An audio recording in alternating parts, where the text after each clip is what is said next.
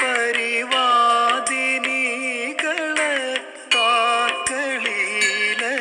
കലാകുതൂഹല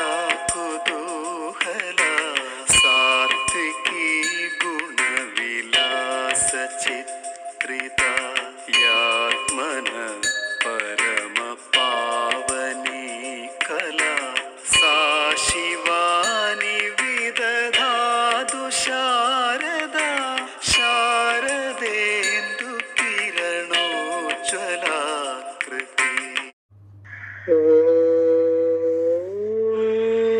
ശ്രീ ഗുരുഭ്യോ നമഃ. പരിമാണം തതഃ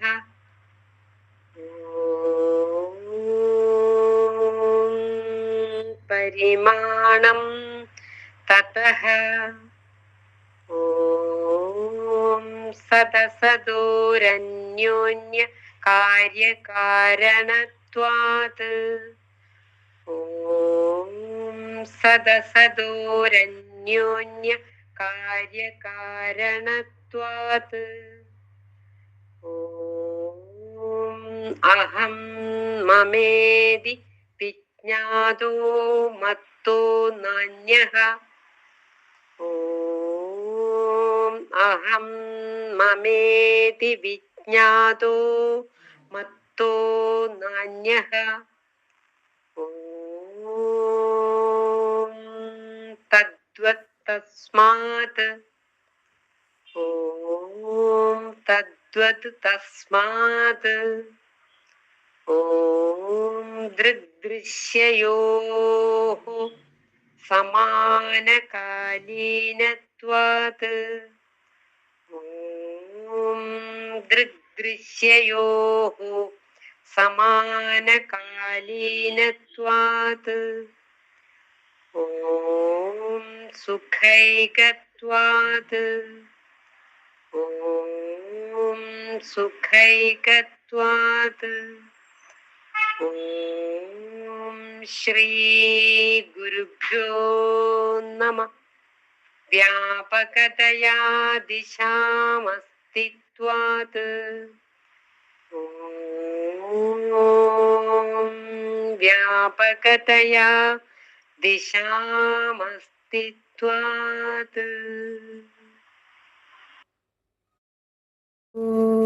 രത്ന സമുദ്ഭാസിതമൂർത്തയേ വേദാന്താംബുജസൂര്യായ തസ്മൈ ശ്രീ ഗുരവേ നമഃ. നമഃ പരമർഷിഭ്യോ നമഃ പരമർഷിഭ്യഃ. ഓം ശ്രീനാരായണ പരമഗുരവേ നമഃ.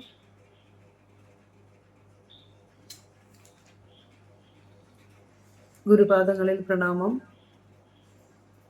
സജ്ജനങ്ങൾക്ക് ഏവർക്കും വന്ദനം. നമ്മൾ വേദാന്ത സൂത്രത്തിൻ്റെ 15ാമത്തെ സൂത്രമാണ് വിചാരം ചെയ്തുകൊണ്ടിരിക്കുന്നത്. ഈ ഓൺലൈൻ പഠന ക്ലാസ്സിലേക്ക് സമാഗതരായിരിക്കുന്ന എല്ലാ ആത്മജിജ്ഞാസുക്കൾക്കും വന്ദനം. വളരെ മനോഹരമായി പ്രാർത്ഥന ആലപിച്ച ജയമോൾ കെ സുമാരാജൻ ഇരുവർക്കും നമസ്തേ. നമ്മളുടെ പഠനം ഏകദേശം വേദാന്ത സൂത്രത്തിൻ്റെ സമാപ്തിയിലേക്ക് നമ്മൾ മെല്ലെ നടന്നെടുക്കുകയാണ്. അപ്പോൾ ഓരോ ക്ലാസ് കഴിയുമ്പോഴും ഇതിനു മുമ്പ് നമ്മൾ പഠിച്ചിട്ടുള്ള സൂത്രങ്ങൾ ഒരു വട്ടം ഒന്ന് വിചാരം ചെയ്യുകയും അതിൻ്റെ ഓരോ സൂത്രത്തിൻ്റെയും ബാഹ്യ അർത്ഥം, ആന്തരികമായ അർത്ഥത്തിലേക്ക് നിങ്ങൾ പോയില്ലെങ്കിലും ഒരു റിവിഷൻ എന്ന നിലയിൽ ഓരോ സൂത്രം കഴിയുമ്പോൾ ആദ്യത്തെ 1 മുതൽ ഇപ്പോൾ 14 വരെയുള്ള സൂത്രങ്ങളുടെ അർത്ഥം ഒന്ന് ഹൃദിസ്ഥമാക്കാൻ ശ്രമിക്കുക. ഒന്ന് ചൊല്ലാനും അത് പദച്ഛേദം ചെയ്യാനും അതിൻ്റെ ആശയം ഒന്ന് ഹൃദിസ്ഥമാക്കാനെങ്കിലും ശ്രമിച്ചുകൊണ്ട് പോകണം. കാരണം നമ്മൾ ഓരോ സൂത്രം കഴിയുമ്പോഴും അങ്ങനെ ഒരു പ്രവൃത്തി ചെയ്യുമ്പോൾ അത് നമ്മുടെ ഉള്ളിലേക്ക് ഉറയ്ക്കും. കാരണം നമ്മൾ പറഞ്ഞല്ലോ, ആവർത്തനം അസകൃത് ഉപദേശക എന്ന് പറഞ്ഞു. ഗുരുക്കന്മാരുടെ ഉപദേശങ്ങൾ, ഗുരുക്കന്മാരുടെ വാക്കുകൾ ആവർത്തിച്ച് നമ്മൾ പഠിക്കണം. കാരണം അത് ഉപദേശമായതുകൊണ്ടാണ്. ആ ഉപദേശം നമ്മുടെ ഉള്ളിലേക്ക് പ്രകാശിക്കണമെങ്കിൽ അത് വീണ്ടും വീണ്ടും വീണ്ടും ആ ഉപദേശം നമ്മുടെ ഉള്ളിലേക്ക് നമ്മളുടെ ആ ചിത്തവൃത്തിയെ തെളിയിക്കുന്നതിന് വേണ്ടി വീണ്ടും വീണ്ടും അതിനെ ഉപാസന ചെയ്യണം. അതുകൊണ്ടാണ് ആദ്യത്തെ സൂത്രം മുതൽ ഓരോ ദിവസവും നമ്മൾ ഓരോ ക്ലാസ് കഴിയുമ്പോഴും ആദ്യം മുതലുള്ള സൂത്രങ്ങളുടെ അർത്ഥവിചിന്തനം ഒന്ന് ചെയ്യേണ്ടതാണെന്ന് പറഞ്ഞു. അപ്പം 15ാമത്തെ സൂത്രം പറഞ്ഞത് സദസദോരന്യോന്യ കാര്യകാരണത്വാതെന്ന് പറഞ്ഞു. സത്തും അസത്തും അന്യോന്യം കാര്യവും കാരണവും ആയിരിക്കുകയാൽ എന്ന് പറഞ്ഞു. സത്ത് ഉണ്മയാണ്, അസത്ത് ഇന്മയാണ്. അതൊക്കെ നമ്മൾ പഠിച്ചു.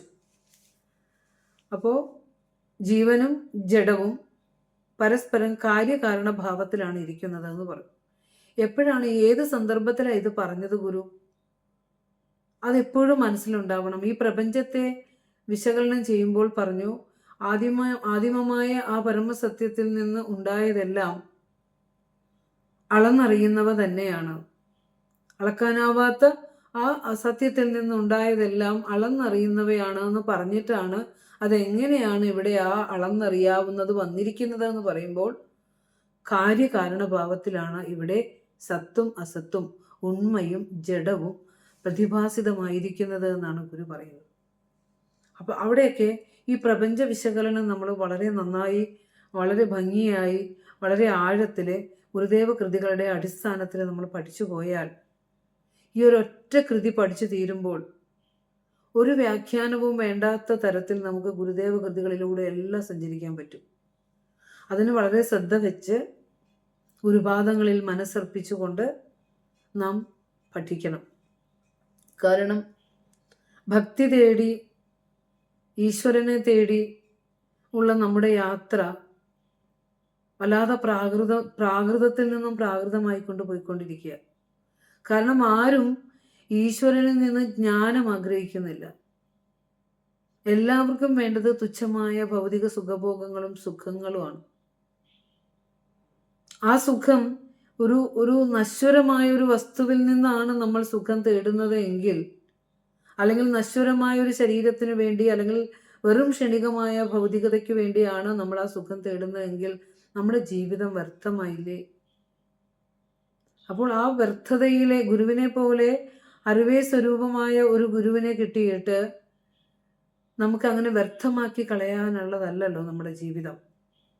അതുകൊണ്ടാണ് പറഞ്ഞത്, വളരെ നന്നായി ആഴത്തിൽ ആ പരമപദത്തെക്കുറിച്ച് പരിചിന്തനം ചെയ്തിടണം. ഓരോ കൃതികളിലെ ഓരോ സൂത്രങ്ങളിലൂടെയും പറഞ്ഞു വച്ചിരിക്കുന്ന തത്വം എന്താണെന്ന് നാം വളരെ വളരെ ആഴത്തിൽ മനസ്സിലാക്കണം. അത് മനസ്സിലാക്കി കഴിഞ്ഞാൽ നമ്മൾ ഇന്ന് വരെ ജീവിച്ച ആ ജീവിതത്തിന് അപ്പുറമുള്ള ഒരു വെളിവിലേക്ക് നമ്മൾ വരും.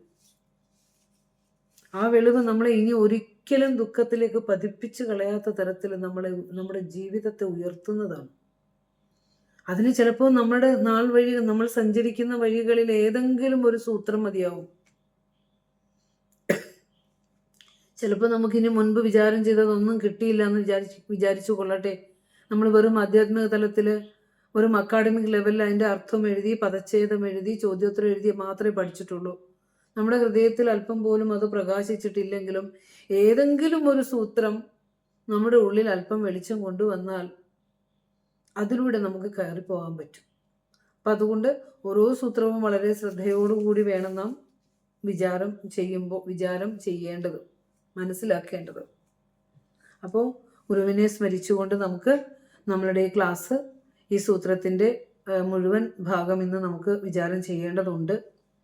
അപ്പോൾ കഴിഞ്ഞ ക്ലാസ്സിൽ നമ്മൾ പറഞ്ഞു വെച്ചത് ഈ ദക്ഷിണാമൂർത്തി സ്തോത്രത്തിലെ 8ാമത്തെ ഒരു ശ്ലോകത്തിൻ്റെ ഒരു ഭാഗം പറഞ്ഞുകൊണ്ടാണ് നിർത്തിയത്. പ്രപഞ്ചത്തിലെ വിശ്വം പശ്യതി കാര്യകാരണതയാ സ്വസ്വാമി സംബന്ധതഃ ശിഷ്യാചാര്യതയാ തദൈവ പിതൃപുത്രാധ്യാത്മാനഭേദതഃ എന്ന് പറഞ്ഞു. പ്രപഞ്ചത്തിൽ എല്ലാം കാര്യകാരണ ബന്ധമായാലും പിതൃപുത്ര ബന്ധമായാലും ഗുരുശിഷ്യ ബന്ധമായാലും ബന്ധങ്ങളെല്ലാം തോന്നുന്നത് മായാ സംബന്ധത്താലാണ് എന്ന് പരമഗുരു ദക്ഷിണാമൂർത്തിയെ സ്തുതിക്കുകയാണ്. പരമഗുരുവിനെ, അറിവിൻ്റെ ഗുരുവിനെ സ്തുതിച്ചുകൊണ്ട് എഴുതിയ കൃതിയിലാണ് ഈ പറയുന്നത് കാര്യകാരണ ബന്ധങ്ങളെല്ലാം മായാഭ്രമത്തിലാണ് ഇരിക്കുന്നത് എന്ന് പറയാണ്. അപ്പോൾ ഇവിടെ നമ്മൾ മനസ്സിലാക്കേണ്ട ഒരു കാര്യം, സ്വന്തം ഇച്ഛയാൽ മായാമോഹത്തിന് അധീനനായിരിക്കുന്ന, മായാഭ്രമത്തിന് അധീനനായിരിക്കുന്ന, ഈ വരി കിട്ടുമ്പോൾ തന്നെ നമുക്കിത് ഏത് ശ്ലോകത്തിലെ ഗുരു പറയണമെന്ന് മനസ്സിലായിക്കൊള്ളണം. സ്വന്തം ഇച്ഛയാൽ മായാമോഹത്തിന് അല്ലെങ്കിൽ ഭ്രമത്തിന് അധീനനായിരിക്കുന്ന ജഗദീശ്വരൻ തന്നെയാണ് ജീവനായി തീർന്നിട്ട് കാണുന്നതും കേൾക്കുന്നതുമെല്ലാം. സ്വന്തം സങ്കല്പത്താൽ മായാമോഹത്തിന് അധീനനായി തീർന്ന ബ്രഹ്മം തന്നെയാണ് ജീവനായിക്കൊണ്ട് കാണുന്നതും കേൾക്കുന്നതും എല്ലാം, അനുഭവിക്കുന്നതുമെല്ലാം. അപ്പം നമ്മളിലൂടെ അനുഭവിക്കുന്നതെല്ലാം ആര് തന്നെയാ? ജഗദീശ്വരൻ തന്നെയാ. എന്തെല്ലാം ഭാവങ്ങൾ നമുക്കുണ്ടായിട്ടുണ്ടോ, സങ്കടമായിക്കൊള്ളട്ടെ, വിശപ്പായിക്കൊള്ളട്ടെ, ദാഹമായിക്കൊള്ളട്ടെ, ശ്രദ്ധയായിക്കൊള്ളട്ടെ, ഭക്തി ആയിക്കൊള്ളട്ടെ, അല്ലെങ്കിൽ ദയയായിക്കൊള്ളട്ടെ, സ്നേഹമായിക്കൊള്ളട്ടെ, എന്തെല്ലാം വികാരങ്ങൾ നമ്മളിലേക്കുണ്ടാകുന്നുവോ അത് ആത്മാവിൻ്റെ തന്നെ ആ ഒരു സർഗാത്മകത, ആ ഒരു പ്രവൃത്തി സർഗാത്മകമാകുന്നതാണ്. നമുക്ക് സ്വന്തമായി യാതൊരു കർമ്മങ്ങളും ഇല്ല. ഈ ഭാവങ്ങൾ ഈശ്വരന്റെ ഭാവങ്ങൾ തന്നെയാണ് നമ്മളിലൂടെ പ്രകടമാകുന്നത് എന്നാണല്ലോ ഗുരു കർമ്മദർശനം പഠിപ്പിച്ചപ്പോൾ നമ്മളോട് പറഞ്ഞത്. പ്രപഞ്ചത്തിൽ എല്ലാ ജീവജാലങ്ങളും, അഗ്നി ജ്വലിക്കുന്നതും മഴ പെയ്യിക്കുന്നതും ഭൂമി എല്ലാത്തിനെയും വഹിക്കുന്നതും, പിന്നെ ഞാൻ ചിന്തിക്കുന്നു, ഞാൻ പറയുന്നു, ഞാൻ എടുക്കുന്നു, ഞാൻ ശ്രദ്ധിക്കുന്നു, ഇങ്ങനെയുള്ള ഭാവങ്ങളെല്ലാം നമ്മളിലൂടെ ചെയ്യുന്നത് പരമാത്മാവ് തന്നെയാണ് എന്ന് നമ്മൾ പറഞ്ഞു. അപ്പം ഇവിടെ ഇത്തിരി ശ്രദ്ധ ആവശ്യമുള്ളൊരു ഭാഗമാണിത്. നമുക്ക് മനസ്സിലാകായിക വരും, കാരണം നമ്മളിത് മനസ്സിൻ്റെ തലത്തിൽ പഠിക്കുന്നത് കൊണ്ട് നമുക്കൊരു മനസ്സിലാകായിക വരും. കർമ്മങ്ങളെല്ലാം ഈശ്വരൻ്റെ തന്നെയാണ്. നമ്മൾ ആ കർമ്മത്തിൽ പെട്ട് ഈശ്വരൻ്റെ ഇച്ഛയ്ക്കനുസരിച്ച് ചലിക്കുന്നവ മാത്രമാണെന്ന് നമ്മൾ അറിയണം. കാരണം നമ്മളിൽ അഹങ്കാരം കയറി വരും. നമ്മൾ എന്തെങ്കിലുമൊക്കെ ഇത്തിരി അറിയുകയോ പഠിക്കുകയോ, അല്ലെങ്കിൽ നമുക്ക് അല്പ സമ്പത്ത് വരികയോ, നമുക്ക് അല്പ സൗന്ദര്യം വരികയോ, അല്ലെങ്കിൽ അല്പ സ്ഥാനമാനങ്ങൾ വരികയൊക്കെ ചെയ്യുമ്പോൾ നമ്മൾ വിചാരിക്കും അത് എൻ്റെ പ്രവൃത്തി കൊണ്ട് ഞാൻ ആർജിച്ചതാണെന്ന് നമ്മൾ പറയും. പക്ഷെ ഒരിക്കലും അതല്ല. നമ്മൾ ഏത് സങ്കല്പത്തിലാണോ, ഏത് ആത്മചൈതന്യത്തിൻ്റെ വെളിച്ചത്തിലാണോ ഇവിടെ സഞ്ചരിക്കുന്നത്, ആ വെളിച്ചം തന്നെയാണ് നമ്മളെ ആ പ്രവൃത്തിയിലൂടെ നയിക്കുന്നത് എന്ന് ചിന്തിക്കുമ്പോൾ ഞാൻ വേറെ, ഈശ്വരൻ വേറെ എന്ന ചിന്ത വരില്ല. എൻ്റെ എല്ലാ പ്രവൃത്തികളും ഭഗവാന്റെ മുന്നിലേക്ക് സർവ്വസമർപ്പണമായിക്കൊള്ളും. അതുകൊണ്ടാണ് വേദാന്ത സൂത്രം പോലെയുള്ള കൃതികൾ, താത്വികമായ തലത്തിലുള്ള ഈ അറിവുകൾ നമ്മുടെ ചെവിയിലൂടെ, കർണപുടത്തിലൂടെ നമ്മളുടെ അന്ധകരണത്തെ സ്പർശിക്കുന്നത് അതുകൊണ്ടാണ്. അപ്പം അതും നിന്റെ ഇച്ഛ തന്നെയാണ്. അവിടുത്തെ ഇച്ഛയില്ലാതെ ഒന്നും സംഭവിക്കില്ലല്ലോ. അപ്പോൾ അതും ആ ഇച്ഛ തന്നെയാണ്. അതുകൊണ്ടാണ് ഇവിടെ ഗുരു പറഞ്ഞല്ലോ, മഹാദേവനും ബ്രഹ്മനും മുൻപരായോരഹോ മായയിൽപ്പെട്ടിരിക്കുന്നു ചിത്രം. ബ്രഹ്മത്തിൻ്റെ ശക്തിയാണ് ചലിച്ച് പ്രപഞ്ചമായി മാറിയിരിക്കുന്നത്. മാറിയപ്പോൾ ആദ്യം തന്നെ ശബ്ദമറ ഇട്ടുകൊണ്ടാണ് ഈ പ്രപഞ്ചത്തിലെ സമസ്ത ചരാചരങ്ങളായി മാറിയിരിക്കുന്നത്.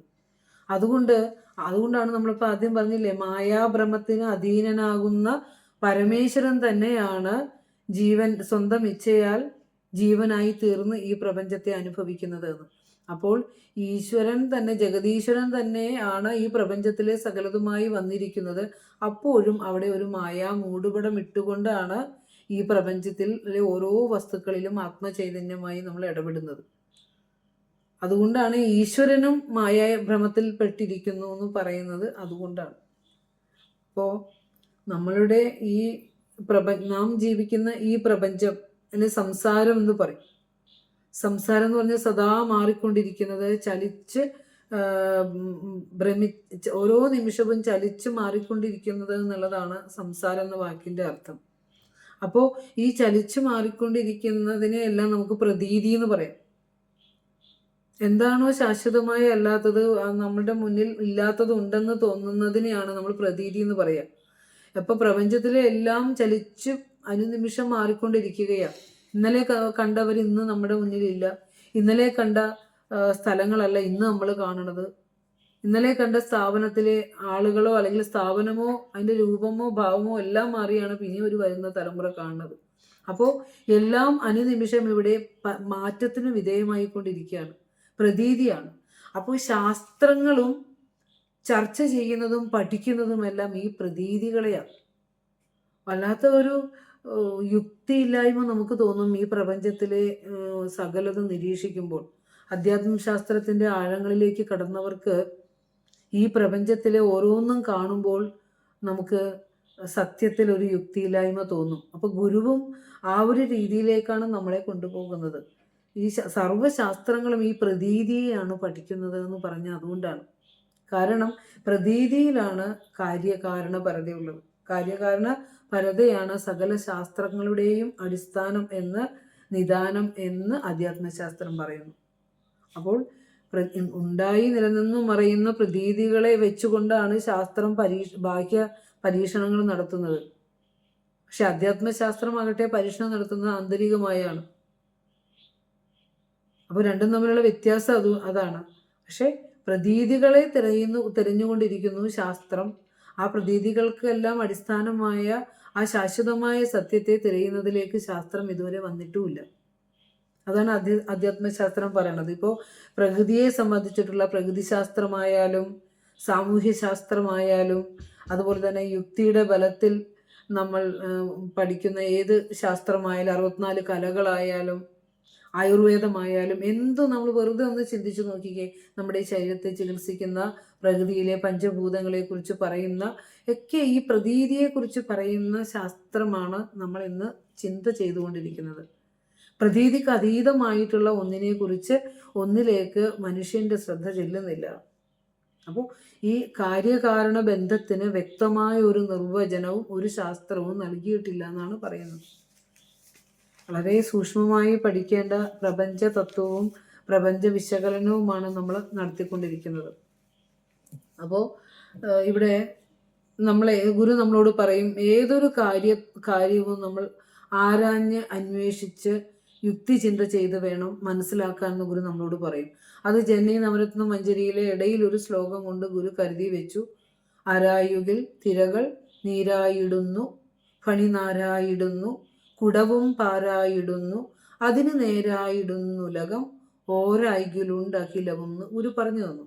അപ്പോൾ വളരെ എല്ലാവർക്കും പരിചിതമായ ഒരു നിസ്സാരമായ വാക്ക് വെച്ചിട്ടാണ് ഗുരു നമ്മളെ ഗഹനമായ പ്രപഞ്ച തത്വത്തെ പഠിപ്പിക്കുന്നത്. തിര എപ്പോഴും നിങ്ങൾ എപ്പോഴും നമ്മൾ പറയുന്നതാണ് തിര. ആ തിരയായി വന്നത് ജലമാണ്. ആ ജലത്തിലെ കാറ്റാണ് ആ വെള്ളത്തെ ഉയർത്തി തിരയുടെ രൂപത്തിലാക്കിയത്. അപ്പോൾ തിരയുടെ സത്യം തിരഞ്ഞാൽ അത് വെള്ളമാണെന്ന് നമുക്ക് അറിയാൻ സാധിക്കും. അപ്പോൾ അവിടെ പരിണാമമാണ്. വെള്ളം തിരയായി പരിണമിച്ചിരിക്കുന്നു. വെള്ളം തന്നെ തിരയുടെ രൂപത്തിൽ പരിണമിച്ചിരിക്കുന്നു. പിന്നെ കുടം പാരായിടുന്നു. മണ്ണ്, പാരെന്ന് പറഞ്ഞാൽ മണ്ണ് പരിണാമത്തിന് വിധേയമായി, മാറ്റത്തിന് വിധേയമായി അത് കുടമായി, ചട്ടിയായി, പാത്രമായൊക്കെ മാറിയിരിക്കുന്നു. ഒരു വസ്തു മറ്റൊരു രൂപത്തിലേക്ക് മാറി. പക്ഷെ അത് മാറിയപ്പോൾ തിരയാണെങ്കിൽ കാറ്റടിച്ചപ്പോഴാണ് അത്, ആ വെള്ളമാണെങ്കിൽ കാറ്റടിച്ചപ്പോഴാണ് അത്, കാറ്റാണ് ആ തിരയായി ഉയർത്തിയത്. മണ്ണ് കുടമായപ്പോൾ അതിനകത്ത് ഒത്തിരി മറ്റു കാര്യങ്ങൾ ചേർന്നിട്ടുണ്ട്. വെള്ളം ചേർന്നിട്ടുണ്ട്. അതുപോലെ തന്നെ അത് ഉണ്ടാക്കാനുള്ള ഉപകരണങ്ങൾ ഉണ്ട്, ഉണ്ടാക്കുന്ന ആള്, ഇതെല്ലാം അവിടെ ചേർന്നിട്ടുണ്ട്. ഇതൊക്കെ വന്നപ്പോൾ അത് പരിണാമത്തിന് പാത്രമായി. പക്ഷേ ഗുരു പറയുന്ന മറ്റൊരു ഉദാഹരണമാണ് ഫണി നാരായിടുന്നു. സർപ്പം ശരിയായി അന്വേഷിക്കുമ്പോൾ അത് കയറാണെന്ന് മനസ്സിലാവുന്നു. അപ്പോൾ അവിടെ നമ്മൾ പിടിക്കണം. മറ്റ് രണ്ടും പരിണാമമാണ്. ഒന്ന് പരിണമിച്ച് മറ്റൊന്നായി മാറുന്നു. പക്ഷേ ഇവിടെ ഈ മങ്ങിയ വെളിച്ചത്തിൽ നമ്മൾ ആ കയറിൽ സർപ്പത്തെ കണ്ടപ്പോൾ ഒരിക്കലും ആ കയറ് പാമ്പായിട്ടേയില്ല. അതുപോലെ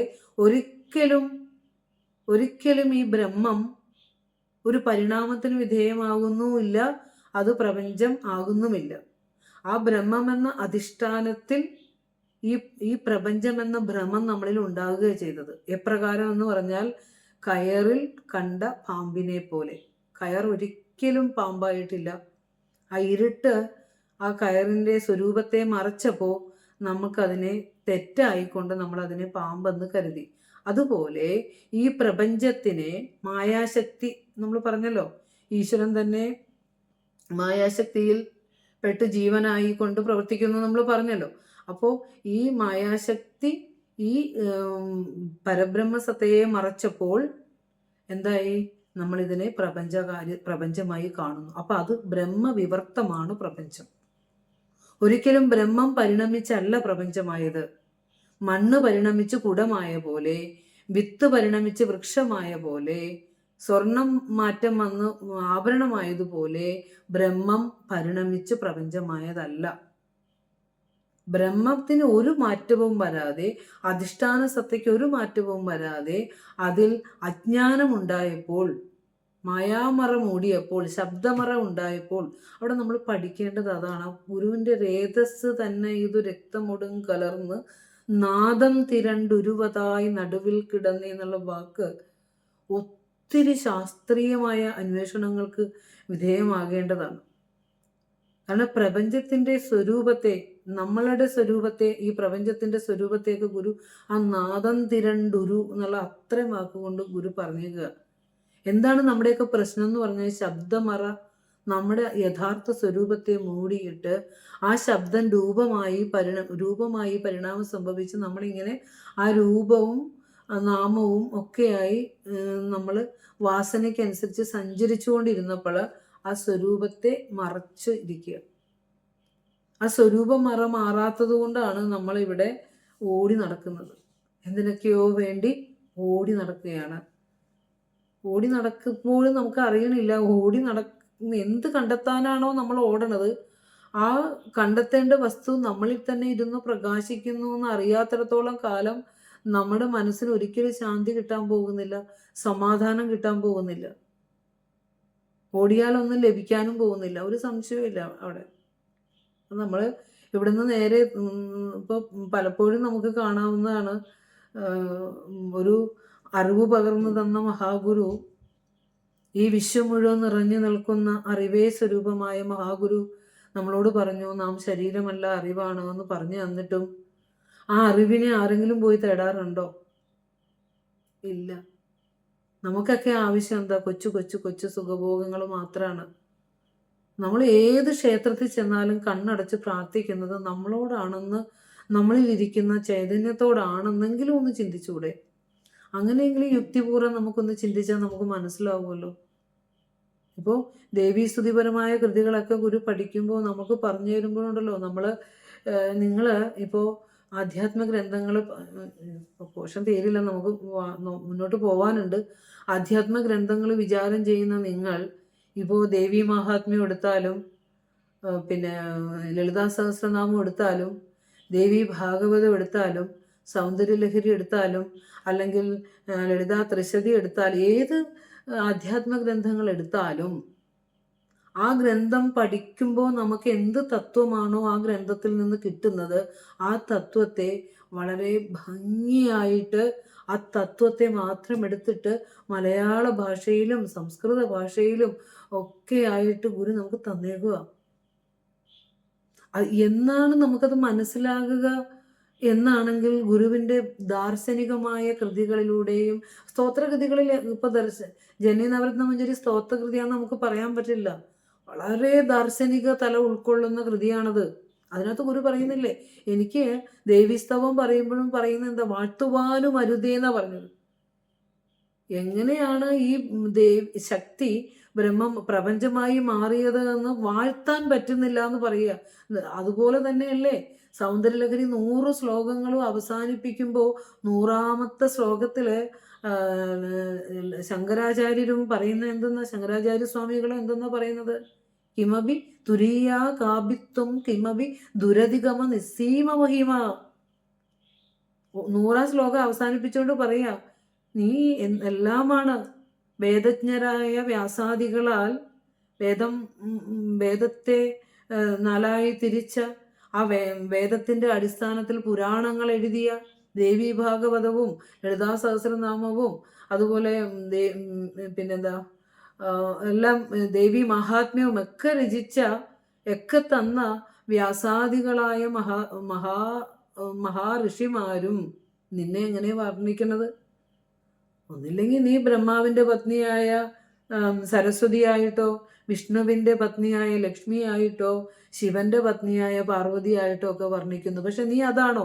ആചാര്യസ്വാമികൾ ചോദിക്കണ ഇത്, ആചാര്യസ്വാമികൾ ചോദിക്കണ. പക്ഷെ നീ അതാണോ? നമ്മൾ ഗുരുവിന്റെ കൃതികളോട് അയിത്തം കൽപ്പിക്കുന്നില്ലേ? നമ്മള് ഗുരു ഉപദേശിച്ച ക്ഷേത്രങ്ങളോട് നമ്മൾ അയിത്തം കൽപ്പിച്ചിട്ടില്ലേ? ഉണ്ട്. പലരുടെയും ജീവിതം നമ്മൾ ഗുരുവിനെ അറിയുന്നവരുടെ, ഗുരുവിനെ ഉപാസിക്കുന്നവരുടെ ഒക്കെ ആ ഒരു കുലത്തിലേക്ക് ജന്മം കൊണ്ടവരിൽ പോലും നമുക്ക് ചിന്തിക്കുമ്പോൾ അറിയാം, മറ്റ് ഗ്രന്ഥങ്ങളിലേക്കുള്ള ഇതങ്ങ് മാറ്റി വെച്ചിട്ട് മറ്റ് ഗ്രന്ഥങ്ങൾ എടുത്തു വെച്ച് ഒരർത്ഥവും അറിയാതെ പാരായണം ചെയ്ത് ഫാഷനായി പോകുന്നവരെ നമുക്ക് കാണാം. അപ്പൊ ഇവിടെ 100ാമത്തെ ശ്ലോകത്തിൽ ആചാര്യസ്വാമികൾ പറഞ്ഞു വെച്ചേക്കാണ്, പക്ഷെ നീ ഇതാണോ? നീ സരസ്വതിയും ലക്ഷ്മിയും അതുപോലെ തന്നെ പാർവതിയൊക്കെയാണോ? തുരീയാകാഭിത്വം കിമപി ദുരധികമ നിസ്സീമ മഹിമ. നീ തുരീയ അനുഭവം എന്ന് പറഞ്ഞാൽ എന്താ? ഈ നമ്മളുടെയൊക്കെ ജാഗ്രതവും സ്വപ്നവും സുഷുപ്തിയും ഒക്കെ നമ്മുടെ ജീവിതത്തിൽ വരേണ്ടതാണ്. അത് ആഴത്തിലുള്ള തത്വമൊന്നുമല്ല. നമ്മൾ ഉണർന്നിരിക്കുമ്പോഴും നമ്മൾ സ്വപ്നം കാണുമ്പോഴും നമ്മൾ നല്ല ഉറക്കത്തിലും ഒക്കെ നമ്മളിൽ പ്രജ്ഞയുണ്ട്. ഇതിനപ്പുറമുള്ളൊരവസ്ഥയാണ് പരമമായ ദൈവാനുഭവം. ആ തുരീയാനുഭവമാണ് നീ.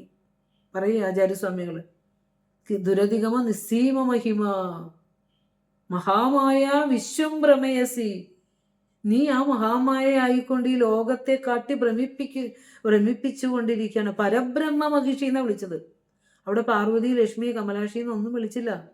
നീ പരബ്രഹ്മത്തിന്റെ ശക്തിയാണ് ദേവി. നമ്മൾ 100,000 രൂപങ്ങൾ ദേവിക്ക് വെക്കും. ഇവിടെ പറ്റിയില്ലെങ്കിൽ നേരെ നമുക്ക് ഏതാ ക്ഷേത്രമാണ്, ഓരോ ദേവീ ക്ഷേത്രങ്ങളിലേക്ക് ഓടുകയാണ്. ഇന്നടത്ത് ഇന്ന പ്രധാനം.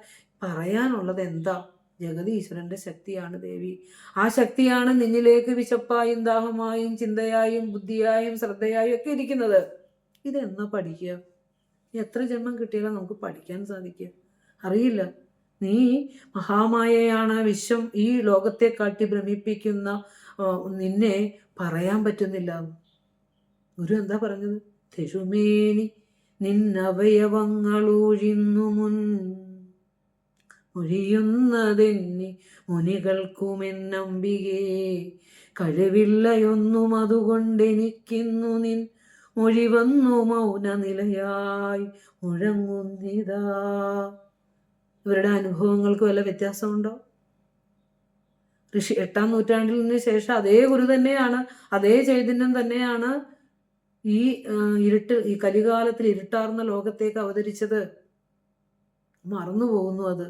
അപ്പൊ പറയാണ്, എൻ്റെ മൊഴി വന്ന് മൗന നിലയായി മുഴങ്ങി പോകുന്നു എന്നൊരു ഭക്തൻ പ്രാർത്ഥിക്കുന്ന രൂപത്തിൽ ദേവി സ്തവം എഴുതി തന്നേക്ക്. എനിക്ക് വാഴ്ത്താൻ പറ്റുന്നില്ല. ഇനി ജന്യ നവരത്ന മഞ്ജരി വന്നപ്പോൾ പറയാം, വാഴ്ത്തുവാനുമരുതേ. അതാണ് ഋഷീശ്വരന്റെ അനുഭവം, അതാണ് ഋഷിവചനം. വാഴ്ത്താൻ പറ്റില്ല എന്ന് പറയുന്നിടത്താണ് യഥാർത്ഥ അനുഭവമുള്ളത്. എനിക്ക് ദേവിനെയൊക്കെ പിടികിട്ടിയെന്ന് പറയുന്നിടത്ത് ദേവിയെ അറിഞ്ഞിട്ടില്ല എന്നർത്ഥം. അപ്പോൾ അതുപോലെ തന്നെ ആ തത്വം തന്നെയല്ലേ? നമുക്ക് അങ്ങനെ ഒന്ന് ചിന്തിച്ചൂടെ? ഇപ്പൊ ദേവി മഹാത്മ്യം പറയുമ്പോൾ പിന്നെ നമ്മൾ പറയുന്നില്ലേ, യാ ദേവി വിദ്യാസമസ്ത തവ ദേവി ഭേദ സ്ത്രീയ സമസ്ത സകലാ ജഗത്സു ത്വയൈകയാ പൂരിതമമ്പയേതത് കാത്തേ സ്തുതി. നിന്നെ എങ്ങനെ സ്തുതിക്കും? സ്തവ്യപരാപരോക്ത, സ്തുതിക്കും അപ്പുറത്തുള്ള നിന്നെ എങ്ങനെ സ്തുതിക്കും? ഇതല്ലേ ഭഗവാൻ നമുക്ക് ജന്യ നവരത്ന മഞ്ജരിയിലും ദേവീ സ്തവത്തിലൂടെയൊക്കെ തന്നേക്കണം. എന്നിട്ടെന്താ നമുക്ക് വിശ്വാസം ഇല്ലാത്ത? എന്നിട്ടെന്താ നമ്മൾ മറ്റതൊക്കെ എടുത്ത് വന്ദിക്കുകയും ചെയ്യും, ഇതെടുത്ത് മാറ്റിയും വയ്ക്കുന്നത്? പലയിടത്തും കാണുന്നതാണ്. അധ്യാത്മ ദേവി പിന്നെ വിദ്യാരംഭത്തോടൊക്കെ അനുബന്ധിച്ച് വരുമ്പോൾ ഭഗവാന്റെ ദേവീ സ്തുതിപരമായ കൃതികളോട് എന്തുകൊണ്ടാണ് ഒരു അസ്പൃശ്യത വരുന്നത് എന്ന് വെച്ചാൽ, ദാർശനികമായ രീതിയിൽ ഗുരുവിനെ അറിഞ്ഞിട്ടില്ല. അവിടെ നിന്ന് എന്താണ് എന്ത് തത്വജ്ഞാനമാണ് നമുക്ക് തന്നിട്ടുള്ളത്, എന്ത് തത്വം, ഒരു മനുഷ്യൻ അറിയേണ്ടതായ തത്വം ഗുരു സംക്ഷേപിച്ചുകൊണ്ട് ഗുരുവിൻ്റെ ദേവീസ്തുതിപരമായ കൃതികളിൽ ഉള്ളടക്കി വെച്ചിട്ടുണ്ട്. അപ്പോൾ ഇവിടെ ഇപ്പോൾ നമുക്കൊരു സംശയം വരാം, ഈ പ്രപഞ്ചത്തെ പറയുമ്പോൾ എന്തിനാ ദേവിയെ പറയണമെന്ന്? ദേവി തന്നെയാണ് ഈ പ്രപഞ്ചം, ബ്രഹ്മശക്തി തന്നെയാണ് ഈ പ്രപഞ്ചത്തിൽ കാര്യവും കാരണവുമായി വന്നിരിക്കുന്നത്. അല്ലാതെ ഈശ്വരന് സ്ത്രീലിംഗവും പുല്ലിംഗവും ഒന്നുമില്ല. തത്വപരമായി താത്വികമായി നമ്മൾ പഠിക്കേണ്ടതുണ്ട്. അപ്പോൾ ഇവിടെ പറഞ്ഞു വന്നത് കാര്യവും കാരണവും നമ്മൾ വിചാരം ചെയ്യുകയാണ്. അപ്പോൾ അവിടെ മനസ്സിലാക്കേണ്ട ഒരു കാര്യം എന്താണെന്ന് വെച്ചാൽ, കാര്യം അസത്തും കാരണം സത്തുമാണ്. എന്നോട് പറയാം, കാര്യം അസത്തും കാരണം സത്തുമാണെങ്കിൽ സത്തും അസത്തും മാറിപ്പോകരുത്. ജഗത് പ്രപഞ്ചം, ബ്രഹ്മം കാരണം, ജഗത്ത് കാര്യം, അങ്ങനെ വെറുതെ സങ്കല്പിച്ചെടുക്കുക. കാര്യകാരണപരത ഇല്ല എന്നാണ് നമ്മൾ പറയാൻ പോകുന്നത്. എന്നാലും പ്രാഥമിക തലത്തിലുള്ള ഭക്തർ എന്ന നിലയിൽ നമ്മൾ കാര്യം അസത്തും കാരണം സത്തുമാണെങ്കിൽ അസത്തായ കാര്യത്തിൻ്റെ പിന്നിലുള്ള സത്തായ കാരണത്തെയാണ് കണ്ടെത്താനാണ് നാം ശ്രമിക്കുന്നത്. അതായത് ബ്രഹ്മം കാരണവും പ്രപഞ്ചം കാര്യവുമാണ്. അങ്ങനെയെങ്കിൽ ബ്രഹ്മം സത്തും പ്രപഞ്ചം അസത്തുമാണ്. ഈ അസത്തായതിൻ്റെ പിന്നിലെ സത്തിനെ കണ്ടെത്താനാണല്ലോ നമ്മുടെ ശ്രമം. എന്തുകൊണ്ട് മനസ്സിലാവും തോന്നുന്നു, നമ്മൾ സത്വം അസത്വമൊക്കെ ഒത്തിരി വിചാരം ചെയ്തിട്ടുള്ളതാണ്. എന്തുകൊണ്ടാണ് നമ്മൾ ഈ സത്യത്തെ കണ്ടെത്താൻ ശ്രമം നടത്തുന്നത്? എന്തിനാ? നമുക്ക് ഈ കാണുന്നതിലെല്ലാം കണ്ട് സുഖിച്ച് ജീവിച്ചങ്ങ് കടന്നു പോയാൽ പോരെ? എന്തിനാ നമ്മൾ ഈ പ്രപഞ്ചത്തെ കണ്ടിട്ട് അതിനപ്പുറമായ ഒരു സത്യത്തിലേക്ക് തിരയാൻ പോകുന്നത്? എന്തിനാന്ന് വെച്ചാൽ, ഈ അസത്ത്, ഈ ജഡം, ഈ പ്രപഞ്ചം എന്നും ദുഃഖം തന്നെയാണ്. ഒന്നും ഇവിടെ ശാശ്വതമായ സുഖം തരുന്നതില്ല, ശരീരം ഉൾപ്പെടെ. ഇന്നിപ്പോൾ 28 വയസ്സുള്ള ഒരാളാണ് കുഴഞ്ഞു വീണ് അങ്ങോട്ട് മരിച്ചത്. സ്വപ്നങ്ങളുണ്ടായിരുന്നു, പ്രതീക്ഷകളുണ്ടായിരുന്നു, തിരക്കുകളുണ്ടായിരുന്നു, എല്ലാം ഉണ്ട്. എല്ലാ തിരക്കുകളും ഒരു നിമിഷം കൊണ്ട് പോയി. നമ്മുടെയൊക്കെ ഈ തിരക്കുകളൊക്കെ ഒരു നിമിഷം കൊണ്ട് അങ്ങോട്ട് പോകും. നിർക്കുമിള പോലെ നിലയറ്റതാണ് ഈ ശരീരം മാത്രമല്ല, നമ്മൾ എന്തെല്ലാം നമ്മുടെ സ്വന്തമെന്ന് കരുതി വെച്ചിരിക്കുന്നോ അതെല്ലാം വെറും നിർക്കുമിള പോലെ നിലയറ്റതാകുന്നു എന്നുള്ളത് കൊണ്ടാണ് ഇതിനപ്പുറം എന്തെങ്കിലും സത്യമുണ്ടോ എന്ന് നമ്മൾ തിരക്കുന്നത്. അപ്പോൾ ഈ അസത്തായ ജഡപ്രതീതികളാണ് നമ്മളെ സത്തായ ആ ബ്രഹ്മസ്വരൂപത്തെ തിരയണം എന്ന ചിന്തയിലേക്ക് എത്തിച്ചത്. മനസ്സിലാവും തോന്നുന്നു. ഈ പ്രപഞ്ചം ദുഃഖകരമായതുകൊണ്ടാണ്, ശാശ്വതമല്ലാത്തത് കൊണ്ടാണ് നമ്മൾ ആ പ്രപഞ്ചമെന്ന അടിത്തറയ്ക്ക്, ആ പ്രതീതിക്ക് കാരണമായ അധിഷ്ഠാന സത്തയെ തിരയുന്നത്. അപ്പോൾ ബ്രഹ്മത്തിലേക്ക് നമ്മളെ എത്തിച്ചത് എന്താ? ഈ കാര്യരൂപമായ പ്രപഞ്ചം തന്നെയാണ്. അങ്ങനെയാണ് നമ്മൾ മനസ്സിലാക്കേണ്ടത്. അതുകൊണ്ടാണല്ലോ ഋഷീശ്വരന്മാര്, പരമജ്ഞാനികളായ മഹാപുരുഷന്മാരെയൊക്കെ നമ്മൾ ശ്രദ്ധിച്ചിട്ടുണ്ടോ? ഈ ലോകത്തെ എന്നും നമ്മൾ മാതൃകയാക്കി പഠിക്കുന്ന സാമൂഹ്യ പരിഷ്കർത്താക്കളാകട്ടെ, അധ്യാത്മ മേഖലയുള്ളവരാകട്ടെ, ഋഷീശ്വരന്മാരാകട്ടെ, കലാരംഗത്തെ വലിയ ആളുകളായിക്കൊള്ളട്ടെ, അവരൊക്കെ സത്യത്തിൽ ഈ പ്രപഞ്ചത്തിലെ സുഖഭോഗങ്ങൾക്ക്, ക്ഷണികമായ സുഖഭോഗങ്ങൾക്ക് ഒരു സ്ഥാനവും കൊടുത്തിട്ടില്ല. അതിനപ്പുറമുള്ള ആ ലോകസേവനത്തിനും അതുപോലെ ത്യാഗത്തിനും പരനന്മയ്ക്കും ഒക്കെയാണ് പ്രാധാന്യം കൊടുത്തിട്ടുള്ളത്. കാരണം എന്താണെന്ന് വെച്ചാൽ, ഇവിടെ ഈ ക്ഷണികമായ ഈ വസ്തു, ഇതിൻ്റെ പുറകെ ഒരു ജീവിതം ഹോമിക്കാൻ വേണ്ടിയുള്ളതല്ല മനുഷ്യ ജീവിതമെന്നും, ശ്രേഷ്ഠമായ ഈ മനുഷ്യ ജീവിതത്തിൽ ധാർമ്മികമായി നമ്മൾ ഉയരേണ്ടതുണ്ടെന്നും മറ്റുള്ള ഗുരു പറഞ്ഞ പോലെ ആ കൃപാലുവാകേണ്ടതുണ്ട്. സത്യം അറിഞ്ഞവരാണല്ലോ കൃപാലുവാകുക.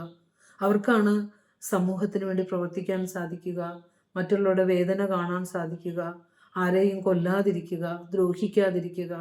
ഇങ്ങനെയൊക്കെ തോന്നുന്നത് ഈ സത്യം അറിഞ്ഞവർക്കാണ്, ഉള്ളിൽ പ്രകാശമുള്ളവർക്കാണ്. അങ്ങനെ ഉള്ളിൽ പ്രകാശമുള്ളവരെയാണ് നമ്മൾ ഇന്ന് ജീവിതത്തിൽ മാതൃകയായിട്ട് പഠിച്ചുകൊണ്ടിരിക്കുന്നത്.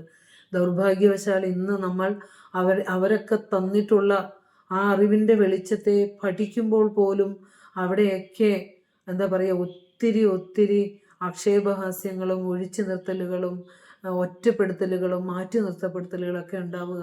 കാരണം എന്താണെന്ന് വെച്ചാൽ ഇരുട്ട് നിറഞ്ഞ മനുഷ്യ മനസ്സുകൾക്ക് ഇവർ പറഞ്ഞ സത്യത്തെ ഒന്നും ഉൾക്കൊള്ളാനുള്ള ഉൾവെളിവില്ല.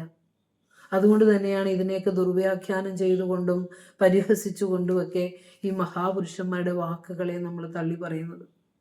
പക്ഷെ ഈ അവരുടെ വാക്കുകൾ സ്വീകരിച്ച് നന്നായി ജീവിച്ചാൽ വെളിച്ചം കിട്ടും നമുക്ക്. നമ്മൾ അവരുടെ വാക്കുകളെ തള്ളിക്കളഞ്ഞാൽ അവർക്ക് എന്തെങ്കിലും ഉണ്ടോ? ഒന്നുമില്ല. കാരണം അവർ ഈ ലോക ജീവിതത്തിൽ വിജയിച്ചരുളിയ മഹാപുരുഷന്മാരാണ്. ആ വാക്കുകളെ സത്യസന്ധമായി ഹൃദയത്തിൽ വിശ്വാസത്തോടുകൂടി ഉൾക്കൊണ്ടുകൊണ്ട് സ്വീകരിച്ചാൽ നമുക്കിവിടെ ശാശ്വതവും ശാന്തവുമായി ജീവിക്കാം. ശ്രേഷ്ഠ ജന്മം ആക്കാം നമ്മുടെ ജന്മത്തെ. വെറും മൃഗതുല്യമാക്കി ഉണ്ട് ഉറങ്ങിയും കഴിഞ്ഞ് നശിച്ചു പോകാനുള്ളതല്ലത്. ഒരു വർഷമേ നമ്മൾ ജീവിച്ചുള്ളെങ്കിലും അറിയേണ്ടതിനെ അറിയാനുള്ള ഒരു ജിജ്ഞാസ നമ്മളിലേക്ക് ഉണ്ടാവണം. അതുണ്ടായാൽ നമ്മൾ രക്ഷപ്പെട്ടു. അതില്ലാത്തിടത്തോളം വന്നാൽ നമ്മൾ എന്തെല്ലാം ഉണ്ടായാലും ദുഃഖിച്ചുകൊണ്ട് തന്നെ ആയിരിക്കും നമ്മുടെ ജീവിതത്തിൻ്റെ ബാക്കി യാത്ര നമ്മൾ കടത്തിവിടുന്നത്. അപ്പോൾ ദുഃഖം വന്നതുകൊണ്ടാണ് നമ്മൾ ഈ പ്രപഞ്ചം ക്ഷണികമെന്ന് കരുതിയതും ഇത് ശാശ്വതമല്ലെന്ന് കരുതിയതും ആ ദുഃഖത്തിന് അപ്പുറമുള്ള സുഖമുണ്ടോ എന്ന് തിരഞ്ഞതും. അപ്പോഴാണ് ഋഷീശ്വരന്മാർ പരമമായ സത്യത്തിൻ്റെ സ്വരൂപ സുഖമാണെന്നും ദുഃഖമല്ലെന്നും കണ്ടത്. അതുകൊണ്ടാണ് ഗുരു ശിവശതകത്തിൽ പാടിയത് സുഖവും ഒരിക്കലുമില്ല ദുഃഖമല്ലാതെ. എന്തെല്ലാം ഇവിടെ നമ്മൾ മിനുക്കുപണികൾ നടത്തിയാലും എന്തെല്ലാം നമ്മൾ കൂട്ടി വെച്ചാലും അവിടെ എന്തില്ല? സുഖമില്ല, ദുഃഖം മാത്രമേ ഉള്ളൂ. അതുകൊണ്ട് ഈ ദുഃഖത്തിന് ഈ ദുഃഖാത്മകമായ പ്രപഞ്ചത്തിന് എന്ന ആ പ്രതീതിക്ക് അധിഷ്ഠാനമായ സുഖാത്മകമായ ആ ശക്തിയെ നമ്മൾ തിരയേണ്ടതുണ്ട്. അതാണ് നമ്മൾ പറഞ്ഞത്. ഇവിടെ നമ്മൾ പറഞ്ഞു വന്നത് നമ്മൾ സത്തും അസത്തും അന്യോന്യം കാര്യവും കാരണവുമായിരിക്കുന്നു എന്ന് പറയുകയാണ്. സത്തും അസത്തും ഈ പ്രപഞ്ചത്തിലുള്ള ഉണ്മയും ജഡവും പരസ്പരം കാര്യകാരണഭാവത്തിലാണ് വർത്തിക്കുന്നത് എന്ന് പറഞ്ഞു. ഇവിടെ ഈ സത്യം നമുക്ക് അനുമാനിച്ചറിയാനാവില്ല, ശബ്ദം കൊണ്ട് അറിയാനാവില്ല, അനുമാനിച്ചറിയാനാവില്ല. പിന്നെ എങ്ങനെയാന്ന് വെച്ചാൽ ഈ സത്യത്തിലേക്ക് നമ്മൾ എങ്ങനെ എത്തുക എന്ന് പറഞ്ഞാൽ അനുമാനിച്ചറിയാൻ പറ്റില്ല എന്ന് പറയുന്നതിന് കാരണം എന്താ? നേരത്തെ ഈ സത്യത്തെ നമ്മൾ കണ്ടിട്ടില്ലാത്ത ഒന്നിനെ അല്ലെങ്കിൽ കേട്ടിട്ടില്ലാത്ത ഒന്നിനെ നമുക്ക് അനുമാനിച്ചറിയാൻ സാധ്യമല്ല. പിന്നെ പരമമായ സത്യം കണ്ണുകൊണ്ട് നമ്മൾ കണ്ടിട്ടില്ല. അതുകൊണ്ട് നമുക്കിതിനെ അനുമാനിച്ചറിയാനാവില്ല. ശബ്ദ പ്രമാണങ്ങൾ കൊണ്ടോ 6 പ്രമാണങ്ങൾ കൊണ്ടോ ഒന്നും നമുക്കിതിനെ അറിയാൻ സാധ്യമല്ല. അപ്പോൾ ഈ പ്രമാണങ്ങൾ എല്ലാം ഈ പ്രതീതിയെ പഠിപ്പിക്കുന്നവയാണെന്ന് പറഞ്ഞു. സത്യാവബോധത്തിന് ഈ പ്രമാണങ്ങൾ ഒന്നും തന്നെ ഉപകരിക്കുകയില്ല എന്നും ഗുരു ശ്ലോകത്രയി എന്ന ഗ്രന്ഥത്തിലൂടെ എന്ന കൃതിയിലൂടെ നമ്മളോട് പറഞ്ഞു തരുന്നുണ്ട്. പരമസത്യത്തിൽ പ്രമാണങ്ങൾ നിഷ്ഫലമായി പോകുന്ന ആ ഒരു കാഴ്ച നമ്മളെ ഗുരു പറഞ്ഞു തരികയാണ്. ശ്ലോകത്രയി 1-ാമത്തെ ശ്ലോകത്തിൽ ഗുരു പറയുകയാണ്, അസ്തി ധർമ്മീത്യനുമിതിഹി കഥം ഭവതി വാഗപി അസന്യകൃഷ്ടത്വാദസ്മിൻ പ്രത്യക്ഷമനുമാനവത്. ഇവിടെ ധർമ്മി എന്ന് പറഞ്ഞാൽ ആത്മാവാണ്, ധർമ്മം എന്ന് പറഞ്ഞാൽ പ്രപഞ്ചമാണ്. അപ്പം നമ്മൾ ഈ പ്രപഞ്ചത്തെ മാത്രമേ കാണുന്നുള്ളൂ, പ്രപഞ്ചം എന്ന ധർമ്മത്തെ മാത്രമേ കാണുന്നുള്ളൂ. ആ ധർമ്മത്തിന് ആധാരമായ ധർമ്മിയെ നമ്മൾ കാണുന്നില്ല. അപ്പൊ ഗുരു പറയുക, ധർമ്മി അസ്തി ഇതി അനുമിതിഹി.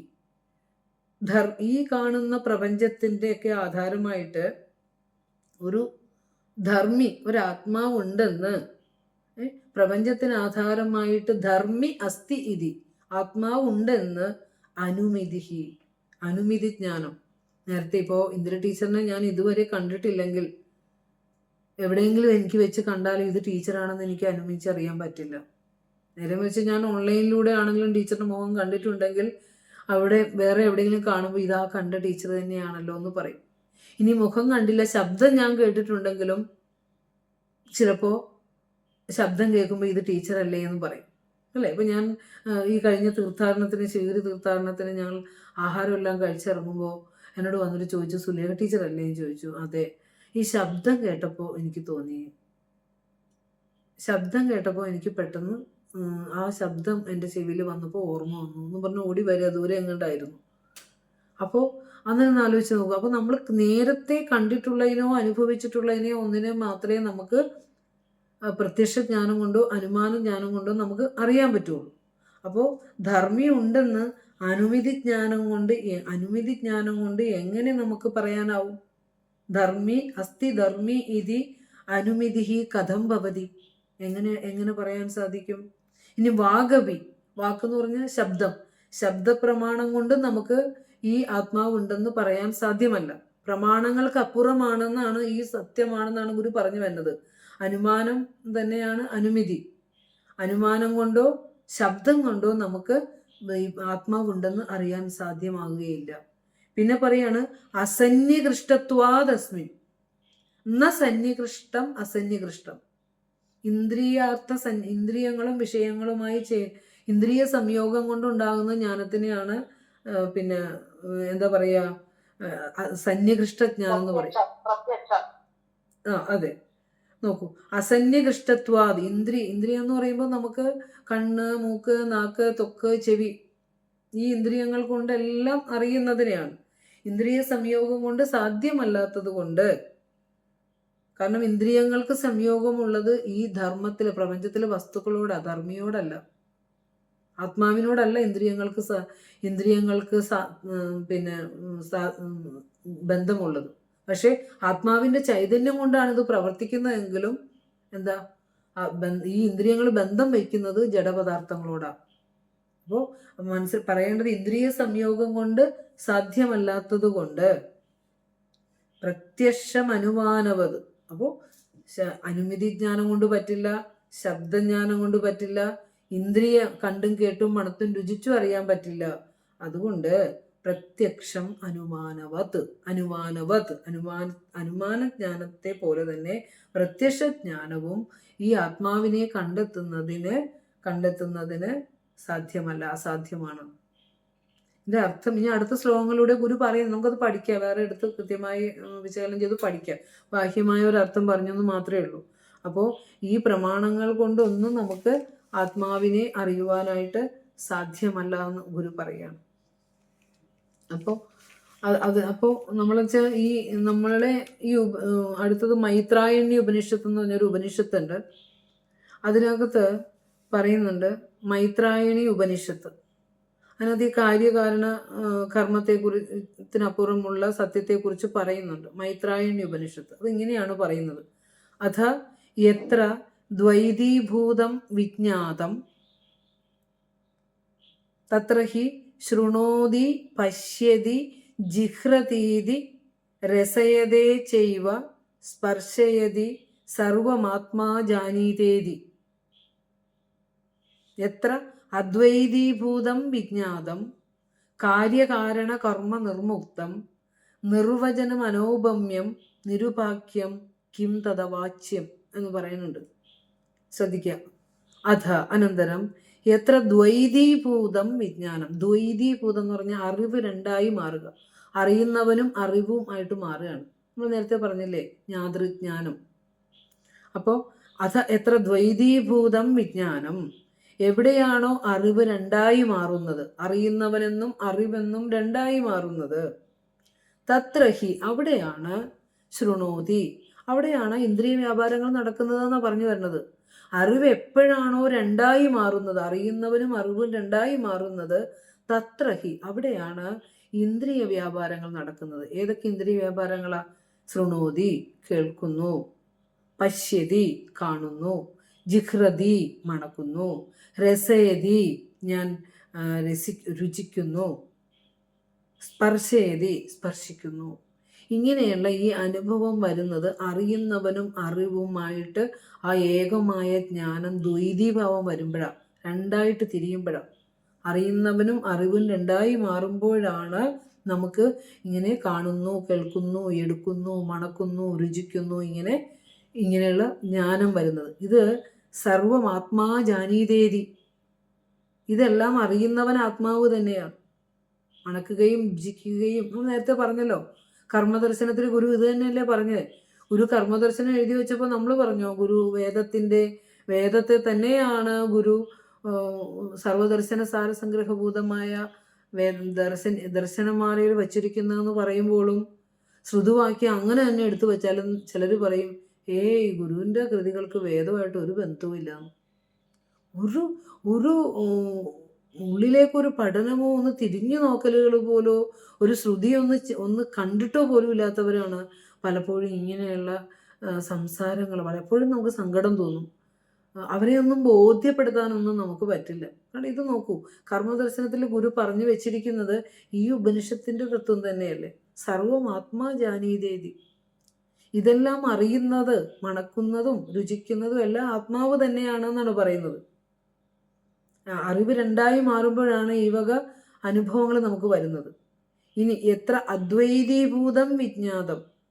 ഇനി അറിവ് ഒന്നായി ഭവിക്കുമ്പോൾ, അറിയുന്നവനും അറിവും ഒന്നായി മാറുമ്പോൾ എത്ര അദ്വൈതീഭൂതം വിജ്ഞാതം കാര്യകാരണ കർമ്മ നിർമുക്തം.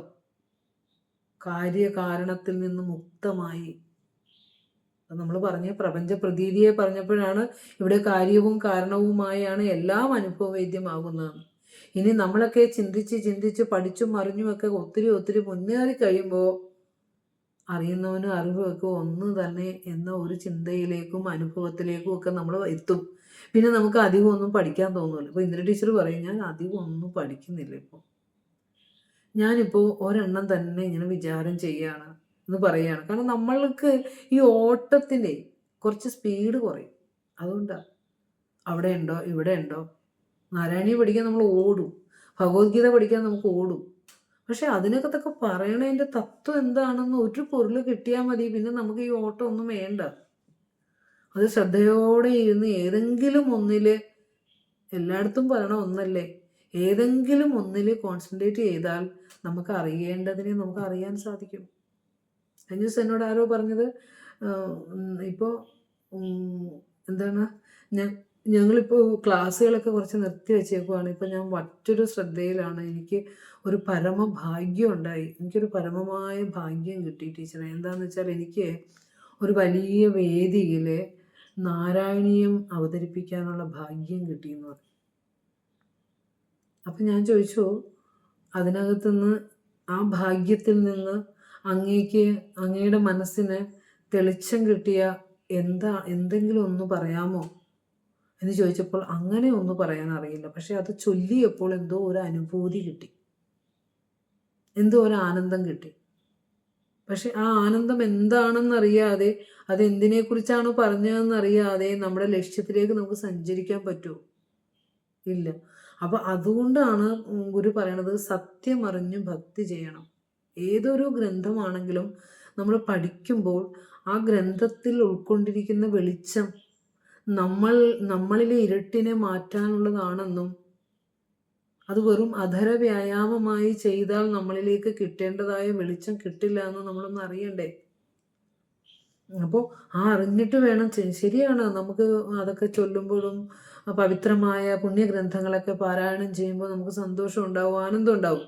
പക്ഷെ ആ ആനന്ദം നമ്മളിലെ ആത്മീയതയെ പ്രോജ്വലിപ്പിക്കുന്നതല്ലെങ്കിൽ വെറും ബാഹ്യമായ ഒരു ആനന്ദം വന്നു പോകുന്നതാണ്. ചൊല്ലിയാൽ സന്തോഷം, ചൊല്ലിയില്ല സന്തോഷം ഇല്ല. അപ്പോൾ അല്ലേ, ചൊല്ലാതിരിക്കുമ്പോഴും ഗുരുവിൻ്റെ കൃതികൾ പഠിക്കുമ്പോൾ ചൊല്ലാതിരിക്കുമ്പോഴും എൻ്റെ ആ ശ്രദ്ധ ആ സത്യത്തിലേക്ക് എത്തുമ്പോൾ എനിക്ക് ചൊല്ലിയാലും ചൊല്ലാതിരുന്നാലും ഒരുപോലെ ആനന്ദം എനിക്ക് കിട്ടും.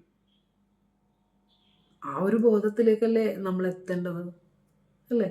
അപ്പം ഞാൻ ഇവിടെ ടീച്ചർ എന്തിനാ ഇങ്ങനെ പറയണമെന്ന് നിങ്ങൾ ചിന്തിക്കരുത്. കാരണം ഇതിൽ പലരും പലതിടത്ത് പോയി പഠിക്കുക എടുക്കുകയൊക്കെ ചെയ്യണവരാ. നിങ്ങൾ എടുക്കുമ്പോഴൊക്കെ ചെയ്യണം. ഒരു ശ്ലോകം പഠിക്കുമ്പോൾ ആ ശ്ലോകത്തിലൂടെ എന്താണ് തത്വം വയ്ക്കുന്നതെന്നും ആ തത്വം എന്നിലേക്ക് എങ്ങനെ പ്രകാശിക്കുന്നു എന്നാണ് പറയുന്നത്. അപ്പോൾ ആദ്യം തന്നെ പറഞ്ഞു, കൃഷ്ണ പരമാത്മാവ് ഒരു ഗുരുവാണ്. ആ ഗുരു പറഞ്ഞത് അത്രയും ഗുരുവിൻ്റെ ലീലകൾ പാടിപ്പോകത്താനല്ല, നമ്മുടെ ഉള്ളിലെ ഇരുട്ട് മാറാൻ നമ്മൾ എന്ത് ചെയ്യണം എന്നാണ്. ശ്രീരാമനെ നമ്മൾ ആരാധിക്കുമ്പോൾ ശ്രീരാമൻ എന്താ പറഞ്ഞിരിക്കുന്നത്? ശ്രീരാമചന്ദ്ര ഭഗവാൻ എന്താ പറഞ്ഞിരിക്കുന്നത്? നമ്മൾ ഭഗവാനാക്കുന്ന എന്തുകൊണ്ടാണ്? തത്വം അറിഞ്ഞ് സത്യമായതുകൊണ്ടാണ്. ആ സത്യം എന്താ പറഞ്ഞ, നീ ഇത് ചൊല്ലുന്നവന്റെ ഹൃദയത്തിന്റെ ഇരുട്ട് മാറണം എന്നാ പറഞ്ഞു. നമ്മൾ എന്ത് ചെയ്യും? അവരെ പുകഴ്ത്തി വെക്കുമ്പോൾ നമ്മൾ ജീവിതത്തിൽ സന്തോഷം കണ്ടെത്തുകയാണ്.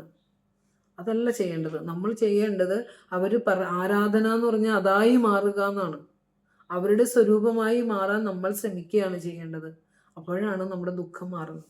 ഇവിടെ പറഞ്ഞു വന്നത് എത്ര അദ്വൈതീഭൂതം വിജ്ഞാതം, എവിടെയാണോ അറിവ് ഏകമായിരിക്കുന്നത്, അറിയുന്നവനും അറിവും ഒന്നായിരിക്കുന്നത്, അവിടെ കാര്യകാരണ കർമ്മ നിർമുക്തം, കാര്യകാരണത്തിൽ നിന്ന് മുക്തമായി. കാര്യകാരണ ബന്ധമൊന്നും പിന്നെ പ്രപഞ്ചത്തിൽ ഒന്നിലും തോന്നില്ല. നമ്മൾ നേരത്തെ ദക്ഷിണാമൂർത്തി സ്തോത്രത്തിൽ പറഞ്ഞ പോലെ കാര്യകാരണ ബന്ധവും പിതൃപുത്ര ബന്ധവും ഗുരുശിഷ്യ ബന്ധവും എല്ലാം ഭ്രമത്തിലാണ്, മായയിലാണെന്ന് പറഞ്ഞില്ലേ. അപ്പോൾ അറിവ് എപ്പോഴാണോ അറിയുന്നവനും അറിവും ഒന്നായി മാറുന്നത്, ഏകമായ സത്യമായി മാറുന്നത്, അപ്പോൾ ആ നിർവചിക്കാനാവാത്ത, അതാണ് പറഞ്ഞത് നിർവചനം, അനൗപമ്യം, ഉപമിക്കാനാവാത്ത, നിരുപാഖ്യം, വ്യാഖ്യാനിക്കാനാവാത്ത ഒന്നായിട്ട് മാറും. കിം തദവാച്യം, അത് വാക്കുകൊണ്ട് പറയാനാവില്ല. ആ വാക്കുകൊണ്ട് പറയാനാവാത്ത ആ സത്യത്തിൽ എത്തിച്ചേർന്ന ഋഷീശ്വരനായതുകൊണ്ടാണ് ഗുരു നമ്മളോട് പറഞ്ഞത് വാഴ്ത്തുവാനും അരുതേ, മൊഴി വന്ന് മൗനനിലയായി മുഴങ്ങുന്നത്, അനുഭവിയാതറിവിയിൽ അഖണ്ഡമാം ചിദ്ഘനമിത് മൗനഘനാമൃതാബ്ധി ഒക്കെ പറഞ്ഞ എന്തുകൊണ്ടാണ്? അനന്തക്കടലിനെ അനുഭവിച്ചതുകൊണ്ടാണ്. അപ്പോൾ ഗുരുവിൻ്റെ കൃതികൾ തൊട്ട് വന്ദിച്ചുകൊണ്ട് നമ്മൾ ഒരു 4 വരി എടുത്തു വെച്ച് അർത്ഥവിചാരത്തോടു കൂടി നമ്മളത് ആലപിക്കുമ്പോൾ ഓരോ ആലാപനവും നമ്മുടെ ഉള്ളിൽ വെളിച്ചമാകണം, അറിവിൻ്റെ വെളിച്ചമാകണം. അത് നമ്മുടെ ജീവിതത്തിൻ്റെ സർവ്വ ദുഃഖങ്ങളെയും ഇല്ലാതെയാക്കി, ശാരീരികമായ പീഡകളെ ഇല്ലാതെയാക്കി, കുടുംബപരമായ ദുഃഖങ്ങളെ ഇല്ലാതെയാക്കി, സമൂഹത്തിൽ നിന്ന് നമ്മൾ അനുഭവിക്കുന്ന വേദനകളെയെല്ലാം തരണം ചെയ്യുന്ന തരത്തിൽ നമ്മുടെ മനസ്സിനെ ശക്തമാക്കണം. ആ മനസ്സിൻ്റെ ആ ശക്തതയാണ്, ആ ഉറപ്പുള്ള മനസ്സാണ് നമുക്ക് ഭക്തിയിലേക്ക് എത്താൻ നമുക്ക് സാധിക്കുക. ഒരു പറഞ്ഞല്ലോ, ഒരു ഇരുമ്പാം മനം ധനു, ഇരുമ്പ് പോലെ ഉറച്ച മനസ്സ്, സത്യത്തിൽ ഉറച്ച മനസ്സ്. അവിടെയും നമുക്ക് വേണ്ടത് ഗുരുപദിഷ്ട വേദാന്ത വാക്യേഷു വിശ്വാസ, ഗുരു ഉപദേശിച്ചിട്ടുള്ള വേദാന്ത വാക്യങ്ങളിൽ വിശ്വാസമുണ്ടാകണം. ആ വിശ്വാസത്തോടു കൂടി വേണം നാം പഠിക്കുക. വിശ്വാസമില്ലാത്തതുകൊണ്ട് നമ്മൾ നാനാ സ്ഥലങ്ങളിലേക്ക് ഓടുന്ന എന്താണെന്ന് വെച്ചാൽ അതുകൊണ്ടാണ്. ദേവി തന്നെ 100,000 ഉണ്ടെന്നാണ് നമ്മുടെ വിചാരം. ഓരോ ദേവിക്കും ഓരോ ശക്തിയാന്നാണ്. പ്രാർത്ഥിക്കുന്ന ഉപാസകന്റെ ഗുണഗണനയ്ക്ക് അനുസരിച്ച് പ്രാർത്ഥിക്കാൻ വേണ്ടിയിട്ടാണ് വിവിധ രൂപങ്ങൾ തന്നിരിക്കുന്നത്. ആ രൂപങ്ങളെല്ലാം ഒരേ ഒരു ശക്തിയുടെ പ്രതീകങ്ങളാണ്. ആ ശക്തി തെളിയേണ്ട നമ്മുടെ ഉള്ളിലാണ്. എന്തുകൊണ്ടാണ് ആധ്യാത്മികത എത്രയോ കാലങ്ങളായി മനുഷ്യൻ ഭക്തി ചെയ്യുന്നു, പ്രാർത്ഥന ചെയ്യുന്നു, ഉപാസനകൾ ചെയ്യുന്നു, ക്ഷേത്രോപവാസങ്ങൾ ചെയ്യുന്നു, വ്രതങ്ങൾ അനുഷ്ഠിക്കുന്നു, എന്നിട്ട് എന്തുകൊണ്ടാണ് സമൂഹത്തിലെ ശാന്തിയും സമാധാനവും കളിയാടാത്തത്? സത്യം അറിഞ്ഞ് ഭക്തി ചെയ്യാത്തത് കൊണ്ടാണ്. ഭക്തി വെറും ബിസിനസ്സായി മാറിപ്പോകുന്നു. ഉള്ളിൽ വെളിച്ചം പകരാനുള്ളതാണ് ആത്മീയമായ അറിവെന്ന് നമ്മളെല്ലാവരും ബോധപൂർവം മറന്നു പോകുന്നു. അതുകൊണ്ടാണ് നമുക്ക് ഈശ്വരനെ ഈശ്വര പ്രാർത്ഥന കൊണ്ട് അല്ലെങ്കിൽ ഈശ്വര ഉപാസന കൊണ്ട് ശാന്തി സമാധാനമൊന്നും ലഭിക്കാത്തത്. അപ്പോൾ നമ്മൾ പറഞ്ഞു വന്നത്, ഇപ്പം നമ്മൾ പറഞ്ഞ മൈത്രായണി ഉപനിഷത്ത് പറഞ്ഞല്ലേ, അവിടെ പറഞ്ഞു വന്നത് എന്താ പറഞ്ഞു വന്നത്? അദ്വൈതമായ പരമകാരണത്തിൽ എന്തില്ല? യാതൊരു ദ്വൈതവുമില്ല. ദ്വൈതം വരുമ്പോഴാണ് അറിയുന്നവനും അറിവും ഒക്കെ ആയിട്ട് രണ്ടായി മാറുകയും ഞാനാണ് ഇത് ചെയ്യുന്നത് എന്നുള്ള ഭാവം വരണത്. പക്ഷേ പരമകാരണത്തിൽ യാതൊരു ദ്വൈതവുമില്ല എന്നതാണ്. അദ്വൈതമായപ്പോൾ അവാച്യമായി എന്ന് പറയാം. പിന്നെ വാക്കുകൊണ്ട് പറയാനാവാത്ത സത്യമായി അത് മാറിയെന്ന്. അപ്പോൾ കാരണം വ്യക്തിത്വമുള്ളത് മായയിലാണ്. നമുക്കൊക്കെ വ്യക്തിത്വം വന്നതും നമ്മൾ ഞാനാണ് എന്ന് അഹങ്കരിക്കുന്നതൊക്കെ മായയിലാണ്. ബ്രഹ്മത്തിൽ വരുമ്പോൾ നമ്മുടെ അസ്തിത്വത്തിലേക്കുള്ള സഞ്ചാരമാണ് പരമസത്യം തേടിയുള്ള യാത്ര. ഇനി ഈ പരമസത്യത്തിലേക്ക് നമ്മൾ എത്തിയില്ല എന്ന് നമ്മൾ എങ്ങനെ അറിയണത്? ഞാനെന്ന വ്യക്തിത്വത്തെ നമ്മൾ ഹൈലൈറ്റ് ചെയ്യാൻ ശ്രമിക്കുമ്പോഴാണ്. അവിടെയാണ് നമ്മളിപ്പോഴും മായ വിട്ടിട്ടില്ല, ഇപ്പോഴും നമ്മൾ വ്യക്തിബോധത്തിലാണ് ഇരിക്കുന്നത് എന്ന് പറയുന്നത്. ഒരു അസ്തിത്വത്തിൽ, ആ സ്വാനുഭവത്തിൽ ഇരുന്നു കൊണ്ട് പാടിയ ഗീതങ്ങളാണ്, അല്ലെങ്കിൽ ആ അനുഭൂതിയാണ് നമ്മളിങ്ങനെ ഭൗതികതയിൽ ഇരുന്നു കൊണ്ട് വിചാരം ചെയ്യുന്നത്. ആണ് നമ്മൾ മനസ്സിലാക്കേണ്ടത്. അപ്പോൾ ഇവിടെ നമ്മൾ കാര്യകാരണ നിയമമാണ് നമ്മളിവിടെ ചർച്ച ചെയ്തുകൊണ്ടിരിക്കുന്നത്. അപ്പോൾ കാര്യകാരണ നിയമത്തിൻ്റെ ഭാഷയിൽ പറഞ്ഞാൽ പ്രപഞ്ചത്തിൻ്റെ എല്ലാം ഉത്പത്തിയെക്കുറിച്ച് പറയുമ്പോൾ പ്രപഞ്ചത്തിൻ്റെ ഉപാദാന കാരണവും നിമിത്ത കാരണവും എല്ലാം പരമാത്മ സത്യം തന്നെ എന്നുള്ളതാണ് അദ്വൈതിക്ക് പറയാനുള്ളത്. ഈ പ്രപഞ്ചത്തിന് കാര്യകാരണ പരിധിയെ നമ്മൾ ചർച്ച ചെയ്യുമ്പോൾ ഒരു ഉപാദാന കാരണം എന്ന് പറഞ്ഞാൽ നിമിത്ത കാരണമെന്ന് പറഞ്ഞാലും ബ്രഹ്മം തന്നെയാണ്. കാരണങ്ങൾ പറയുമ്പോൾ നമ്മൾ എപ്പോഴും പറയാറുണ്ട് ഉപാദാന കാരണം, നിമിത്ത കാരണം. ഇപ്പം കുടം ഉണ്ടാക്കുന്നതിന് ഉപാദാന കാരണം മണ്ണാണ്. നിമിത്ത കാരണം എന്ന് പറയുമ്പോൾ നമ്മൾ നേരത്തെ പറഞ്ഞു അതിൻ്റെ വെള്ളവും പിന്നെ ഉണ്ടാക്കുന്ന കുലാലനും അതുപോലെ തന്നെ അതിൻ്റെ ദണ്ടും ചക്രവും ഇതൊക്കെ അതിൻ്റെ നിമിത്ത കാരണങ്ങളാണ്. ബ്രഹ്മത്തിന് അതുപോലെ ഉപാദാന കാരണവും നിമിത്ത കാരണവും വേറെ വേറെ അല്ല. പരമേശ്വരൻ്റെ സങ്കല്പത്താലാണ് ഈ പ്രപഞ്ചത്തെ സൃഷ്ടിച്ചിരിക്കുന്നത്. ഒരു എട്ടുകാലി തന്നിൽ നിന്ന് തന്നെയുള്ള ആ ഉമിനീരെടുത്തുകൊണ്ട് താൻ തന്നെയായ ആ തന്നിൽ നിന്ന് തന്നെയുള്ള ഉമിനീരെടുത്തുകൊണ്ട് ഒരു ഊർണനാഭി സൃജതേ ഗൃഹണതേച്ച ആ വല നെയ്യുകയും അത് തന്നിലേക്ക് എടുക്കുകയും ചെയ്യുന്നത് പോലെ തൻ്റെ തന്നെ ശക്തിയാണ് ബഹുസ്യാം പ്രജായേതി പലതായി മാറിയിരിക്കുന്നത്. ആ ഒരു ശക്തിയാണ് പലതായി മാറിയിരിക്കുന്നത്.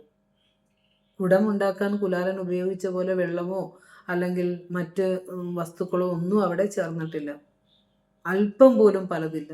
നേഹനാനാസ്തി കിഞ്ചന, അല്പം പോലും അവിടെ പലതില്ല. അതുകൊണ്ടാണ് ഗുരു നമ്മളോട് പറഞ്ഞത്, നീയല്ലോ സൃഷ്ടിയും സൃഷ്ടാവായതും സൃഷ്ടിജാലവും, നീയല്ലോ ദൈവമേ സൃഷ്ടിക്കുള്ള സാമഗ്രിയായതും. വലിയ വരിയോ അതെന്നറിയോ? ആ 4 വരി എത്രയോ ഉപനിഷത്തുക്കളുടെ സത്യത്തെ ആ കുഞ്ഞു വരികളിലേക്ക് ഒതുക്കി തന്ന ഋഷീശ്വരൻ്റെ സംഗ്രഹണ പാഠമൊന്ന് ആലോചിച്ച് നോക്കൂ. ദൈവമേ, നീ തന്നെയാണ് സൃഷ്ടാവായതും സൃഷ്ടി എന്ന പ്രക്രിയയായതും സൃഷ്ടിച്ച വസ്തുക്കളായതും ഒക്കെ നീ തന്നെയാണ്. അല്പം പോലും ഇവിടെ പലതില്ല എന്ന് പറയുന്നത് ഈ സത്യം തന്നെയാണ്. അപ്പോൾ ഒന്ന് ഓർക്കണം, പ്രപഞ്ചത്തിൻ്റെ ഉപാദാന കാരണവും നിമിത്ത കാരണവും എല്ലാം ബ്രഹ്മം തന്നെയാണ്. കാര്യകാരണപരത വരുന്നത് ജഗത് പ്രതീതിയിലാണ്. ഈ കാര്യകാരണപരതയ്ക്കെല്ലാം ആധാരമായി ഒരു ശാശ്വതമായ ഒരു സത്യം ഉണ്ടെന്നുള്ളത് നമ്മൾ മനസ്സിലാക്കേണ്ടതുണ്ട്. അപ്പം നമുക്ക് പറയാനുള്ളത്, ഈ പ്രപഞ്ചത്തിലെ കാര്യകാരണപരത ഉള്ളത് കൊണ്ട് ഈ കാര്യകാരണപരതയ്ക്ക് അധിഷ്ഠാനമായ ഒരു സത്തയെ നമ്മൾ ഉണ്ടെന്നറിയണം. അതുണ്ടെന്നറിയുമ്പോൾ ഈ കാര്യകാരണപരത ഒരു ഭ്രമമാണെന്ന് നമുക്ക് മനസ്സിലാക്കാവുന്നതാണ്. അപ്പോൾ സത്തെന്ന് പറഞ്ഞുകൊണ്ട് എല്ലാത്തിലും ഉണ്മയായിരിക്കുന്ന ജീവനെന്നും, ജഡമെന്ന് പറഞ്ഞതുകൊണ്ട് സത്തിനെ ആശ്രയിക്കാതെ നിലനിൽപ്പില്ലാത്ത ആ ശരീരങ്ങളെന്നും നമുക്ക് അർത്ഥം പറയാം. സത്ത് എല്ലാത്തിലും ജീവനായിരിക്കുന്നതും, ജഡമെന്ന് പറഞ്ഞാൽ ആ സത്തിനെ കൂടാതെ നിലനിൽപ്പില്ലാത്ത വെറും നശ്വരമായ വസ്തുക്കളെ നമുക്ക് ജഡമെന്ന് പറയാം. അപ്പോൾ അങ്ങനെ ഈ കാര്യകാരണപരതയാണ് നമ്മളിവിടെ അതിസൂക്ഷ്മമായി വിചാരം ചെയ്തുകൊണ്ടിരിക്കുന്നത്. ഇവിടെ ഇപ്പോൾ ഇത് ഗുരുവിൻ്റെ മറ്റ് കൃതികളിലൂടെയൊക്കെ നമ്മൾ എപ്പോഴും കടന്നു പോകാറുണ്ട്. ഇവിടെയും നമുക്ക് ഉണ്ടില്ല എന്ന് മുറമാറി അസത്ത് സത്തു രണ്ടും പ്രതീതം ഇത് അനാദിതമ സ്വഭാവം. ഏത് കൃതിയിലാണ് നമ്മളത് പഠിച്ചത്?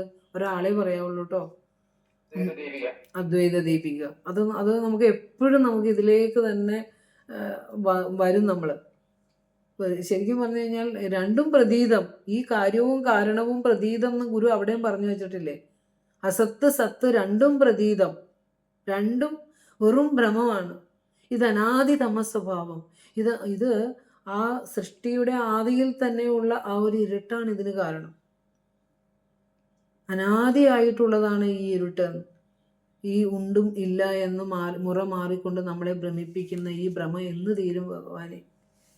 അതാണ് നമുക്ക് ചോദിക്കാനുള്ളത്. ഉലകവും ഉള്ളതുമായി കലർന്നു നിൽക്കും നില വലുതായൊരു നീതികേടിതത്രേ. ഉള്ളതും ഈ പ്രപഞ്ചവും നശിച്ചു മാറുന്ന ഉലകവും ഈ ഉള്ളതും എല്ലാത്തിലും ചൈതന്യമായിരിക്കുന്ന അധിഷ്ഠാന സത്തയും ചേർന്ന് കലർന്നുകൊണ്ട് അല്ലേ നമുക്ക് ഇങ്ങനെയുള്ള ഈ നില വല്ലാത്തൊരു നീതികേട് തന്നെയാണ്. നമ്മൾ ഈ ജഡത്തിനെയാണ് സത്യമെന്ന് കരുതുന്നത്. ഈ ജഡത്തിനെ കണ്ടിട്ട് ഒരിക്കലും അതിനാധാരമായ സത്യത്തെ നമ്മൾ തിരയുന്നില്ല. അതുകൊണ്ടാണ് ഭഗവത്ഗീത പറയുന്നത് അനാദിമത് പരം ബ്രഹ്മ ന സത് തന്നാസതുച്യതേ. അനാദിമത് പരം ബ്രഹ്മ, ആദിയില്ലാത്തതായ ആ ബ്രഹ്മത്തെ സത്തെന്നോ അസത്തെന്നോ പറയാനാവില്ല. അപ്പൊ കാര്യകാരണപരത ഉള്ളത് ജഡപ്രപഞ്ചത്തിലെ പ്രതീതികൾക്കാണ്. ഈ പ്രതീതികൾക്ക് ആധാരമായ പരമസത്യത്തിന് കാര്യകാരണപരത ഇല്ല എന്നാണ് നമ്മൾ മനസ്സിലാക്കേണ്ടത് കേട്ടോ. അപ്പോൾ ഇവിടെ നമ്മൾ പറയേണ്ടത് നമുക്ക് 3 അവസ്ഥകൾ നമ്മുടെ ജീവിതത്തിലുണ്ട്. ജാഗ്രത, സ്വപ്ന, സുഷുപ്തിയും അതിനതീതമായ തുരീയാനുഭവം, സത്യാനുഭവം നമ്മളിലുണ്ട്. നമുക്ക് എത്തപ്പെടേണ്ട അനുഭവങ്ങളാണ്. അതിൽ 3 അവസ്ഥ നമ്മളെല്ലാവരും എന്നും കടന്നു പോകുന്നതാണ്. 3 അവസ്ഥകൾ: സ്ഥൂലം, സൂക്ഷ്മം, കാരണം. 3 രൂപങ്ങളോട് കൂടിയതും പരമാത്മാവിൽ നിന്നും ഉണ്ടായി അതിൽ തന്നെ ലയിക്കുന്നതുമാകുന്നു. അതിനാൽ പരമാത്മാവല്ലാതെ വേറൊന്നുമില്ല എന്ന് ഗുരു പറഞ്ഞു. വേറൊന്നുമില്ല. ഒരു വാക്ക് എത്ര ഉറപ്പോടുകൂടിയാണ് ഗുരു പറയണത്. എത്ര ഒരു അവിടെ ഒന്നും ചിന്തയില്ല, വേറെ ഒന്നുമില്ല. പരമാത്മാവല്ലാതെ വേറെ ഒന്നുമില്ല. പക്ഷെ നമ്മൾ പരമാത്മാവിനെ മാത്രം കാണുന്നില്ല, ബാക്കി എല്ലാത്തിനും നമ്മൾ കാണുന്നുമുണ്ട്. അതാണ് നമ്മുടെ അവസ്ഥ. അപ്പോൾ ഈ 3 അവസ്ഥ പറയുമ്പോൾ ബോധം സ്ഥൂല ശരീരത്തിൽ എത്തി നിൽക്കുമ്പോൾ ഇന്ദ്രിയങ്ങളിലൂടെ പ്രപഞ്ചത്തെ അനുഭവിക്കുന്ന ജാഗ്രത അവസ്ഥ. ഒന്ന് ശ്രദ്ധിച്ചേ. ബോധം നമ്മുടെ സ്ഥൂല ശരീരം കൊണ്ട് നമ്മൾ ഈ ലോകത്ത് ജീവിക്കുമ്പോൾ ആ ബോധം സ്ഥൂല ശരീരത്തിൽ എത്തി നിൽക്കുമ്പോഴാണ് ഇന്ദ്രിയങ്ങളിലൂടെ നമ്മൾ ഈ പ്രപഞ്ചത്തെ കണ്ടും കേട്ടും മണത്തും രുചിച്ചും അറിയുന്ന ജാഗ്രത അവസ്ഥ വരുന്നത്. സ്ഥൂല ശരീരത്തിൽ ബോധം ഉള്ളപ്പോഴാണ് നമ്മൾ ഇന്ദ്രിയവേദ്യമായ പ്രപഞ്ചത്തെ അറിയുന്നത്. അതാണ് സ്ഥൂല ശരീരം. ഇനി സൂക്ഷ്മ ശരീരം എന്ന് പറഞ്ഞാൽ എന്തല്ല? ബോധം സൂക്ഷ്മ ശരീരത്തിൽ പ്രതിബിംബിക്കുമ്പോഴാണ് അന്ധകരണം മാത്രമേ ഉള്ളൂ. ഇന്ദ്രിയങ്ങളില്ല, ശരീരം ഒന്നും പ്രവർത്തനമില്ല.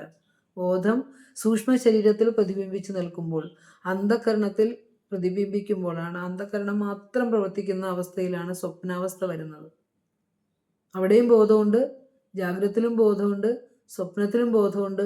ഇനി സുഷുപ്തിയല്ലോ, ബോധം കാരണ ശരീരത്തിൽ നമ്മുടെ അജ്ഞാനത്തിൽ പ്രതിബിംബിച്ച് നിൽക്കുക. മൂലാജ്ഞാനമില്ല, നമ്മൾ ഈ ലോകത്തേക്ക് വരാൻ കാരണമായ സർവ്വവിധ വാസനകളും ഒരുമിച്ച് ചേർന്ന് ആത്മാവിനെ മറച്ചുകൊണ്ടിരിക്കുന്ന ആ ഇരുട്ടിലേക്കാണ് നമ്മൾ എല്ലാ ദിവസവും പോയി ഉറങ്ങണത്. ആ ഇരുട്ടിലേക്ക് ഉറങ്ങുമ്പോഴും ആ ആത്മസ്വരൂപമാകുന്ന ആ വെളിച്ചത്തിലാണ് നമ്മൾ സുഖിക്കുന്നത്. അവിടെ ആ വെളിച്ചം പൂർണ്ണമായി കാണാൻ പറ്റാത്ത എന്താന്ന് വെച്ചാൽ ഈ അജ്ഞാനമറ ആ സ്വരൂപത്തെ മൂടിയിട്ടുണ്ട്. ആ അജ്ഞാനമറ എന്ന് പറഞ്ഞാൽ ജന്മാന്തരങ്ങളായി നമ്മൾ ചെയ്തിട്ടുള്ള കർമ്മവാസനകളാകുന്ന ഇരുട്ട് ആത്മസ്വരൂപത്തെ മറച്ചിരിക്കുന്നു. എങ്കിലും നമ്മൾ ആ സുഖ അനുഭവത്തിലിരിക്കുന്നതെന്ന് വെച്ചാൽ ആ പ്രകാശ അല്പം നമ്മളവിടെ അനുഭവിക്കുന്നതുകൊണ്ടാണ്. അവിടെ ശരീരവുമില്ല, ഇന്ദ്രിയങ്ങളുമില്ല, മനസ്സുമില്ല, അല്ലേ? അപ്പോൾ നമ്മളവിടെ സുഖമായി ഉറങ്ങുന്ന സുഷുപ്തി അവസ്ഥ, ബോധം കാരണ ശരീരത്തിൽ പ്രതിബിംബിച്ച് നിൽക്കുന്ന അവസ്ഥയാണ് സുഷുപ്തി. അപ്പോൾ നമ്മൾ സ്ഥൂല ശരീരം പറഞ്ഞു, സൂക്ഷ്മ ശരീരം പറഞ്ഞു, കാരണ ശരീരം പറഞ്ഞു. ഇത് 3ലും ഒരുപോലെ ബോധം മാറാതെ നിൽക്കുന്നുണ്ട്. അപ്പോൾ ഇവിടെ ഏതെങ്കിലും ഒരു ശരീരത്തിൽ പ്രതിബിംബിക്കാതെ ബോധത്തിന് ജീവത്വമില്ല എന്നുള്ളതാണ്. നിർത്താൻ പോവാണ്, സമയമായി. ഏതെങ്കിലും ഒരു ശരീരത്തിൽ, ഇപ്പോൾ സ്ഥൂല ശരീരത്തിലോ സൂക്ഷ്മ ശരീരത്തിലോ അല്ലെങ്കിൽ കാരണ ശരീരത്തിലോ അല്ലെങ്കിൽ ഈ പ്രപഞ്ചത്തിൽ കാണുന്ന ഏതൊരു ജീവജാലങ്ങളായിക്കൊള്ളട്ടെ, ആ ശരീരത്തിൽ പ്രതിബിംബിക്കാതെ ബോധത്തിന് എന്തില്ല? ജീവത്വമില്ല. ബോധം ആനന്ദ സദ്ഘനമായി അങ്ങനെ നിൽക്കുകയുള്ളൂ. പക്ഷെ ജഡത്തിലേക്ക് പ്രവേശിക്കുമ്പോൾ മാത്രമാണ് അതിന് ജീവത്വം കൈവരുന്നത്. അപ്പൊ ജഡത്തിനെ ആശ്രയിച്ചു മാത്രമേ ബോധത്തിന് ജീവത്വമുള്ളൂ. ജഡമായ ഈ ശരീരത്തിലേക്കാണല്ലോ, അന്ധകരണത്തിലേക്കാണല്ലോ ശക്തി സ്പന്ദിച്ചിരിക്കുന്നത്. അതുകൊണ്ടാണല്ലോ നമ്മളിപ്പോൾ ഇങ്ങനെ സംസാരിക്കുന്നതും ജീവിക്കുന്നതും ഒക്കെ. അപ്പോൾ ഏതെങ്കിലും ഒരു ശരീരത്തിൽ പ്രതിബിംബിക്കാതെ ബോധത്തിന് ജീവത്വമില്ല എന്ന് മനസ്സിലാക്കിക്കോളണം. അപ്പം ജഡത്തിന് പ്രാധാന്യമുണ്ട്. കാരണം എന്താ? ജഡത്തിലൂടെ മാത്രമേ ബോധത്തിന് പ്രതിബിംബിക്കാനാവും. നമ്മൾ ഗുരു പരമാത്മസ്വരൂപനായി ലോകത്തേക്ക് വന്നത് ജഡമായ ഒരു ശരീരത്തിലാണ്. അതുകൊണ്ടല്ലേ ഗുരു പറഞ്ഞ ശരീരമല്ലേ അല്ലേ, അത് നശിച്ച് പരിണമിക്കുന്നതല്ലേ, ശരീരത്തിന് വേണ്ടി ഒന്ന് സങ്കല്പിക്കൂ എന്ന് പറഞ്ഞപ്പോൾ ഗുരു അതാണ് പറഞ്ഞത്. അപ്പോൾ പരമാത്മസ്വരൂപികളായ മഹാപുരുഷന്മാര് ഈ ലോകത്തേക്ക് വരുമ്പോഴും ജഡമായ ഒരു ശരീരത്തിലാണ് വരുന്നത്. നമ്മൾ ആ ശരീരം ഏത് നാട്ടിലുണ്ടായി, ഏത് വീട്ടിലുണ്ടായി, ഏത് അച്ഛനമ്മമാർക്കാണ് ഉണ്ടായത്, അങ്ങനെയൊക്കെ നോക്കിയിട്ട് അവരെ എന്ത് പറ്റും? പഠിക്കാതെ വേർതിരിച്ച് മാറ്റിവെച്ച് ആ ശാന്തതയും സ്വസ്ഥതയും ഒന്നും അനുഭവിക്കാതെ കടന്നു പോകുന്ന ഒരു എന്താ പറയുക, ഈ പാമരന്മാരെ വിശേഷിപ്പിക്കാൻ വാക്കുകളൊന്നുമില്ല നമുക്ക്. ഗുരുക്കന്മാരെ വിവേചനം ചെയ്ത് മാറ്റി നിർത്തുന്നവരെ നമുക്കൊരു പേരിൽ ഒട്ടും വിളിക്കാനില്ല. കഷ്ടം അല്ലെങ്കിൽ വലിയ നഷ്ടം എന്ന് മാത്രമേ പറയാനുള്ളൂ. അപ്പോൾ നമ്മൾ പറഞ്ഞത് ഒരു ശരീരത്തിൽ പ്രതിബിംബിക്കാതെ ബോധത്തിന് ജീവത്വമില്ല. ഇനി പ്രതിബിംബമായ ബോധത്തെ കൂടാതെ ശരീരത്തിന് നിലനിൽപ്പില്ല. ശരീരത്തിൽ പ്രതിബിംബിക്കാതെ ബോധത്തിന് ജീവത്വമില്ല. അതുപോലെ തന്നെ ബോധത്തെ കൂടാതെ ശരീരത്തിന് നിലനിൽപ്പില്ല. അങ്ങോട്ടും ഇങ്ങോട്ടും മനസ്സിലായെന്ന് തോന്നുന്നു. അപ്പോൾ ശരീരത്തോടു കൂടിയേ ജീവത്വമുള്ളൂ, ജീവഭാവത്തോടു കൂടിയേ ശരീരമുള്ളൂ. മനസ്സിലാക്കൂ? ശരീരത്തോടു കൂടിയേ മാത്രമേ, അത് വൃക്ഷ ശരീരമായിക്കൊള്ളട്ടെ, പക്ഷി ശരീരമായിക്കൊള്ളട്ടെ, പ്രാണി ശരീരമായിക്കൊള്ളട്ടെ, ഏത് ശരീരമായിക്കൊള്ളട്ടെ, ശരീരത്തിലേക്ക് സ്പന്ദിക്കുമ്പോൾ മാത്രമേ ജീവത്വം പ്രകടമാകുകയുള്ളൂ.